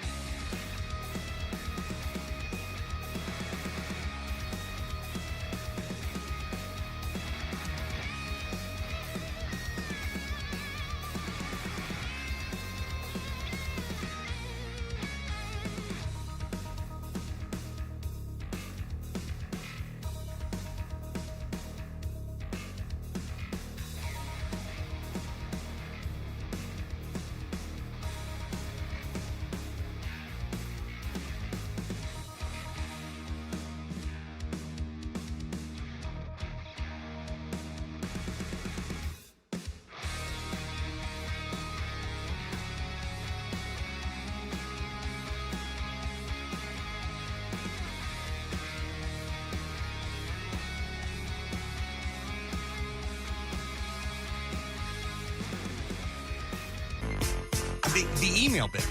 We should do the email bit. It's a great idea. Let's do the email bit. Hey, you can email us. Find our email addresses on 985thesportshub.com. You can follow us on Instagram and Twitter at Toucher and Hardy. You can follow me at Fred Toucher as I build this brand. We're well over 25,000 now. It's cooking like gas. It's great. I've been told if you talk to the commenters, that can help the algorithm. 100%. Skaboom. Oh, so you get on there and comment underneath the comment. Yeah, that's what I found. If you would like to do that, at Hardy985, is that you? Yeah. It doesn't seem like you're trying to build that up too much. You got your golf show that you're more interested in. No. That's part of the brand. It falls under the umbrella of the brand. Of the Hardy brand. That and rock cruises. He's got everything going on. He's got all this supplemental income coming in. I don't have anything. This is from just Xbox support. It says, Freddie, 99%, because I went to that Bim Scala Bim show, and I told the story about how it's kind of cool. The singer of that band, they're all Bostonians, but he lives on this like Panamanian island, and they speak patois, but he can understand it. He says, Freddie T, 0.9% of the time, you would absolutely skewer for some Hesher white guy with the horn music, moving to some Central American island so you can live in horn music paradise, and developing a fake Jamaican accent, which you also justified Snow having, even though they don't speak Jamaican in Canada. From what I understand, well, first of all, this guy doesn't speak with a patois. I would make fun of him. I would have said something to his face if he did. If he was a Bostonian had developed a patois, I would see he's fake and Jamaican, and I would have made fun of him. I think it's kind of cool. He moved to this weird Panamanian island, and then people came and visited him, and then all these ska dudes are moving down there, and the Scatolites that I mentioned are from Jamaica. They're real Jamaican dudes. I thought it was cool. I really wouldn't make fun of him. If he was like, hey man, I'm from Somerville, I would have been like, all right. Why are you talking like this? That I would have said something, but I thought he was cool. If you moved to Brooklyn to work with the fan, would you start speaking like Mike Francesa? That's a Long Island accent. Don't be a hypocrite because they were nice to you. Keep up the great work, Freddie T. Love to trade cards with you. Well, I think I've explained myself thoroughly there. I thought it was cool. I always like it when guys get older and they're enjoying their lives. That's what I like. That there's another phase to it. That's why I love what Gorman's doing. That he seems to be really enjoying himself. He doesn't really want to just do anything else. And he even tells me, he's like, I'm just really enjoying myself. I love that. This dude's from Boston, was in this band that was moderately successful, but he still gets together with his friends and plays. But in the meantime, he's down at this tropical island hanging out. I think it's cool. That's all. All right. I didn't pick up on this earlier, but someone asked me specifically, Hardy, can you please make fun of Fred for giving Adolfo a post-meal quesadilla after telling him to lose weight? That's from Jason. I thought you were talking about Milo, who ate the rest of your breakfast. No, Adolfo did. So you had a breakfast. Adolfo also had a breakfast, and then you gave a portion of your breakfast to Adolfo. If you were sitting at a bar with an alcoholic and they were drunk and they asked if they could have the rest of your drink, would you say no? Because I'm enabling you? They're already drunk. You're saying because Adolfo almost weighs 400 pounds, what's a quesadilla between friends? What am I going to say? You can't have this? I'm your dad? I told him to go to the doctor. It's not my business how he does it. I want him to go to the doctor. I want the doctor to tell him what he has to do. Mixed messages, Fred. Certainly. You're not my dad. I'm not, and I'm not trying to be. Adolfo's been texting during the show. I guess the Doughboys thing went well into the morning. That he went straight from the Doughboys show to the airport. Really? That he was partying with those dudes all night. Wow. So thank you to the Doughboys for being cool to Adolfo. That's awesome. Living up to the thing. Wallach, what have you been reporting about Brad Marchand? That he had a goal and an assist. Go ahead, read this because I just saw this email here. Okay, so Frank in New Hampshire said Marchand had 2 assists last night, Wallach. You can't see past your beak, dumb bird. It's the only thing Bruins fans can feel good about. Get the stats right. Now, what is the issue? I said that Brad Marchand had a goal and an assist in the Florida Panthers win. He had a goal and 2 assists. So Frank is right. You've been wrong. Yes. All morning. Yes. Well, Frank's picking on him for the wrong thing because what John did is he made the whole convoluted mess of the Bruins getting the first-round pick now by installing math into the scenario. Yeah. I ruined the whole vibe of the show. I wrecked the 7 o'clock hour. See how he gets defensive and sarcastic? I don't care. I did. I just stated fact. You told me I wrecked the 7 o'clock hour. You did. Do you guys have an actual emergency contingency plan if Wallach leaves the show for the Celtics job? Let me guess. You have a trained African gray parrot that wears a Fresno State cap and says the Red Sox are under 500. They make those? Oh, man. Somewhere Beasley's listening intently. How much do those cost? It's just a one-time payment. That's right. Well, I don't even know if they spend the money on the bird. They'd probably go AI on the people. I don't think if they can talk about Drains by James or something, then we're General game. Jeremy says, "Are you serious? You didn't get audio of Grandy? 100% turned on the radio just to hear him take a shot at you, and he did. This audio being missing is more disappointing than anything because everything you said to end the game was dumb, and Cedric wasn't having it. I apologize. We'll get it. I mean, we will get it. It's out there somewhere. We're just not in the usual channels where we effort to get those things. I can tell you, and I forgot to bring this up, I can tell you that Max was once again trying to leave. Yes. Max was like, bye. Max was trying to. Yeah, he's deliberately peeing all over everything that's going on. No, I love that. Max doesn't like that. He doesn't like it. Gotta go pee. Yeah, I mean, when you're telling someone they got to go pee during your heartfelt goodbye, that doesn't show the most amount of love for you. No. What are the years? I love you. I love you. I love you. Well, it happens. Like, say John got the job, and it's like the end of the show, his last show, and he starts talking. I'm like, all right, John, I got to pee. And That's what you would do, too. I'd be like, no, I wouldn't. It's been a great 15 years here. No, I'm sorry. Time to go. I wouldn't do that. I wouldn't do that. In a million years, I wouldn't do that. I'm teasing you. No, I know you wouldn't do that. Did any of you get any emails from any doctors? Oh, yeah, we need a doctor for tomorrow. Yeah. Liv Schatz has lost a ton of weight, apparently, which is great for him. But, it's not enough. I heard this yesterday. I did hear this. Yesterday, we got emails about this, or maybe George said something about it. He was going on and on and on. It wasn't enough just that he lost the weight and that he was, like, dieting. He got into the science of it. And so when I came in, you guys told me that, people had told you about it, and I had heard it. So it is funny because it's very Liv Schatzian in that, you lost 170 pounds. That's amazing. Like, wow, that's great. But it got into, like, the real nuts and bolts of everything you're doing wrong as someone who has not lost 170 pounds.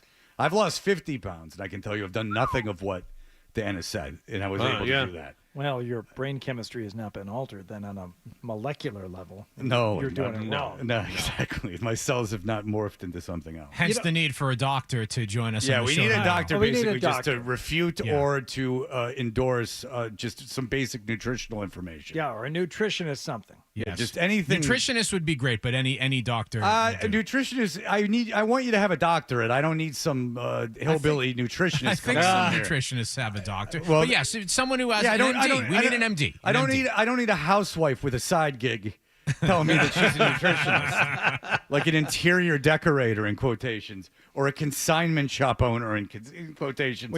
I want a real. We don't want a part-time nutrition consultant. That's not what we're looking for. If you work at a gym, I don't want to hear it. 985thesportshub.com. Email them, please. We need someone.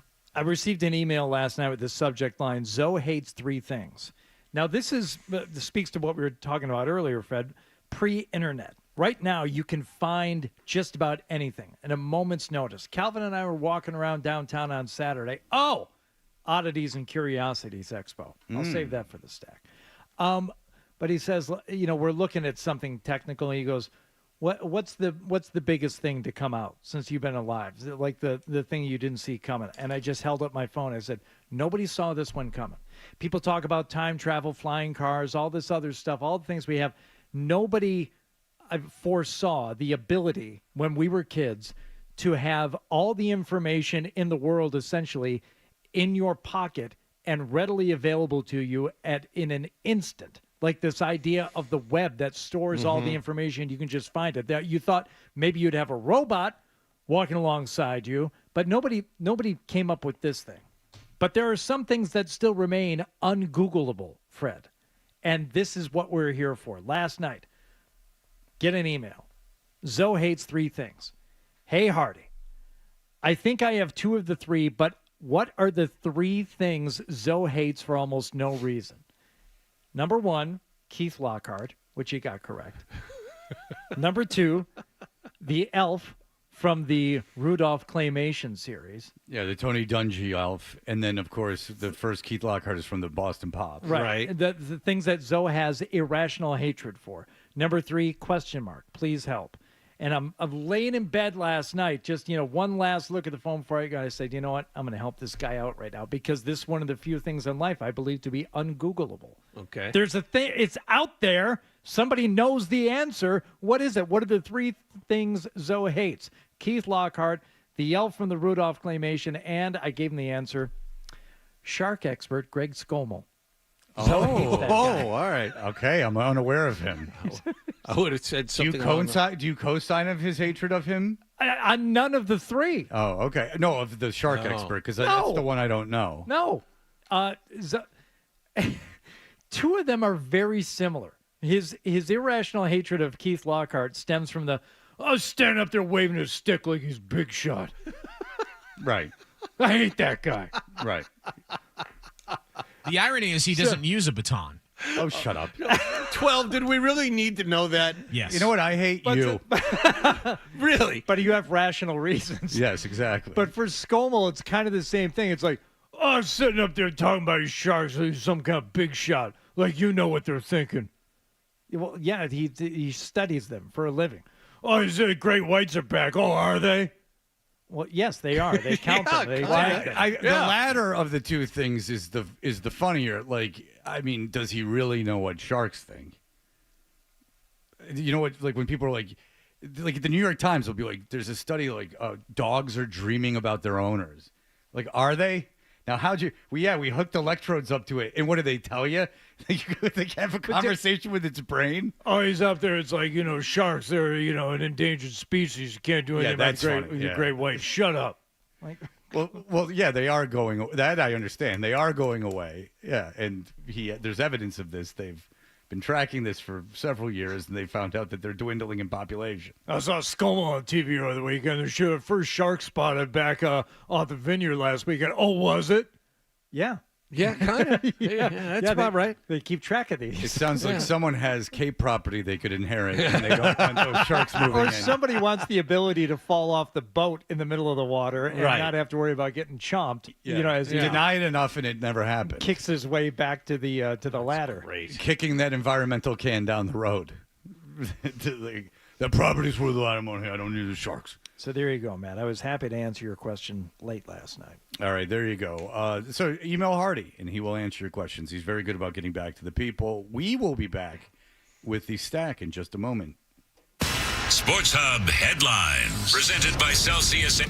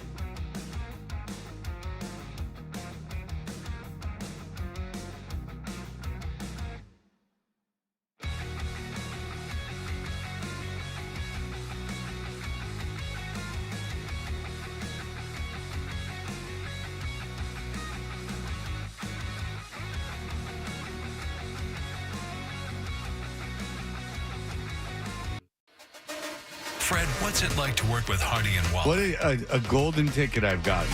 There you have it. Toucher and Hardy resumes on the Sports Hub. We know what you're thinking. What could I possibly have missed from the show? It's time for The Stack on Top 10 teams win prizes. If you're interested in attending but don't want to play, spectator tickets are available. Go to the events page at 985thesportshub.com to learn about how you can get involved or support my team, which allegedly includes Mike Felger. We're called Kitchen Nightmare. Don't worry about it, Bobby. He'll be there. I don't know that he will, because he is also balked at the 5 p.m. start time because he's on the air, and I get it. And I said, well, you said you would, and now it's a thing. And I said, all right, we'll find out if you have to be there right at 5 o'clock or if you can, scoot out right at 6 and then make it over to Natick. In 4 hours. Well, I don't know, 6 p.m. on a Wednesday heading west? No chance. Like legit no chance. Like 6:30, it starts getting manageable, but like at 6 o'clock, it's impossible. That's a 15-minute drive when it's perfect. I'm thinking at least 45 minutes. Yeah. I'm just a little concerned at his lack of concern. I'd be worried less if he were worried more about being prepared to play pickleball against Rob Gronkowski and Julian Edelman. And he doesn't want to practice.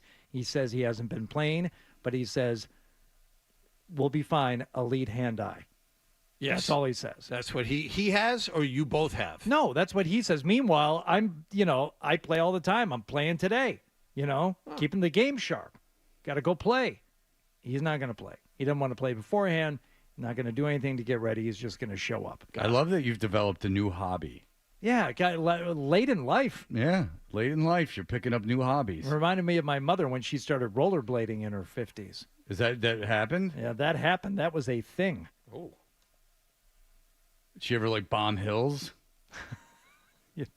Yeah, she got. She ever go on a race with Jack Black around the? She got on the half pipe. No, she just went out and shredded mailboxes. She would just get out there. I don't know. Were those blades or were those actual roller No, skates? those were blades. Okay, the movie Fred is referencing is called Airborne. Oh, yeah. Oh, you know this movie. Sure. Okay, good. With the longest race scene in the history. They go down all of Cincinnati. They easily cover. 25 minutes. Easily. French Connection has nothing on that movie. No. No, they're just lame rollerbladers going through Cincinnati like there's nobody's business. So on Friday, when we were figuring out things for Adam 12 and Adolfo to do this weekend, I mentioned the Oddities and Curiosities Expo at the Heinz Convention Center that was taking place over the weekend. And I thought this was going to be great. I'm like, I'm going to tell the boy about this because Marcy was gone for the weekend and Katie's doing her own stuff. I said, Calvin, you want to check this out? And I texted him the link to it, and I got a 3-letter reply, IDK. I don't know. Yeah. I'm like, come on. So I sent it. I said, what do you think? And within 5 seconds, he's like, what is it? I said, read the words that I just sent you. 5 seconds later, I still don't get it. Well, at least you put in the time and you really investigate. I'm like, so now I'm really insisting on this. And I said, we're going. And I told Marcy that we're going. She gets pissed. Oh, so now you're all up for doing fun things on the weekend and going downtown to attend a Curiosities and Oddities Expo? I'm like, well, I don't know. I just want to do something with the kid while you're gone for the weekend. So I'm really, really in on this thing. Sure. Take the train. I said, all right. We're going to get in at 11 a.m. Next train back, there's a 12:30 and there's a 2:30. You know what? Let's not even think about that 12:30 because we're going to be at this expo for a while. Then we'll grab some lunch, walking back through the Peru on the way back. Yeah. All right? Yeah. We get over to the Oddities and Curiosities Expo. Quick walk, from the train. And it's only 10, 15 minutes to get over there. Yeah. We get in by 11:15. How long do you think we're there? 20 minutes. Bingo. It was neither odd nor curious. How much did you have to pay? The tickets were cheap.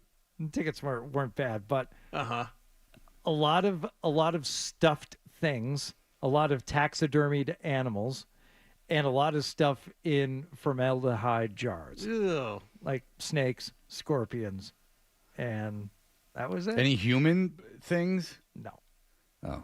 20 minutes That's at disappointing. the Heinz Convention Center. Good for you. But the thing, because even my ex-wife, it's funny because I was in that ISL semifinal and final like all day Saturday and all day Sunday. And since I had to drop Milo off like 2.5 hours before the game, I took it off on Saturday. On Sunday, I'm like, to Stephanie, I'm like, hey, I'm going to take, because she was going to the game, I'm like, hey, I'm going to take Zoe with me so I have someone to have breakfast with me. And she's like, just let her sleep in. For what? Wait, all of a sudden you want her to sleep? Like, it's just for no reason. Now you want her to sleep all day. And she did it. She wasn't doing it like mean-spiritedly. Like, she had it with a smile on her face. But it's like, I am here to just give you a tiny obstacle to the point that you're trying to get to. Everything is planned. Because I said to her, like, I said to her, now why? By the way, they had to get up at the ungodly hour of 9:30, and so I was like, why? Why now? Duration of what? I was going to say because she has a big day coming up. Or she was out partying really late last night. Like, what? Why let her sleep in? What's the? How about she comes with me and I have someone to eat breakfast with, and you can take her with you when you leave. But I could see someone going like, oh, now you want to go do something. Oh yeah, now, as soon as I'm gone, now you're the fun dad. Yeah, yeah. If you would have said to her like, let's get on the train and go down to the Curiosities. Well, she's exactly right. I mean, it's like if she had said that to me, it's like, hey, do you want to do this? I'm like, no, I don't want to do that. How about it's not as fun? Because I'm the boss. If I take him, it's my decision. I'm the boss. Yeah, and no one gets to bitch. And it's me talking to him. Sure. And if we throw other people in this, the dynamics all shifted and it's all wrong. That's part about being a divorced dad with 2 kids is that you get this individual time much easier than the combined time. Yes. Much easier than the combined time. Mm-hmm. But we had a great day. I'm sure you did. It sounds like even though the exhibit was, it's probably better that the exhibit wasn't that great because then now you're freestyling it.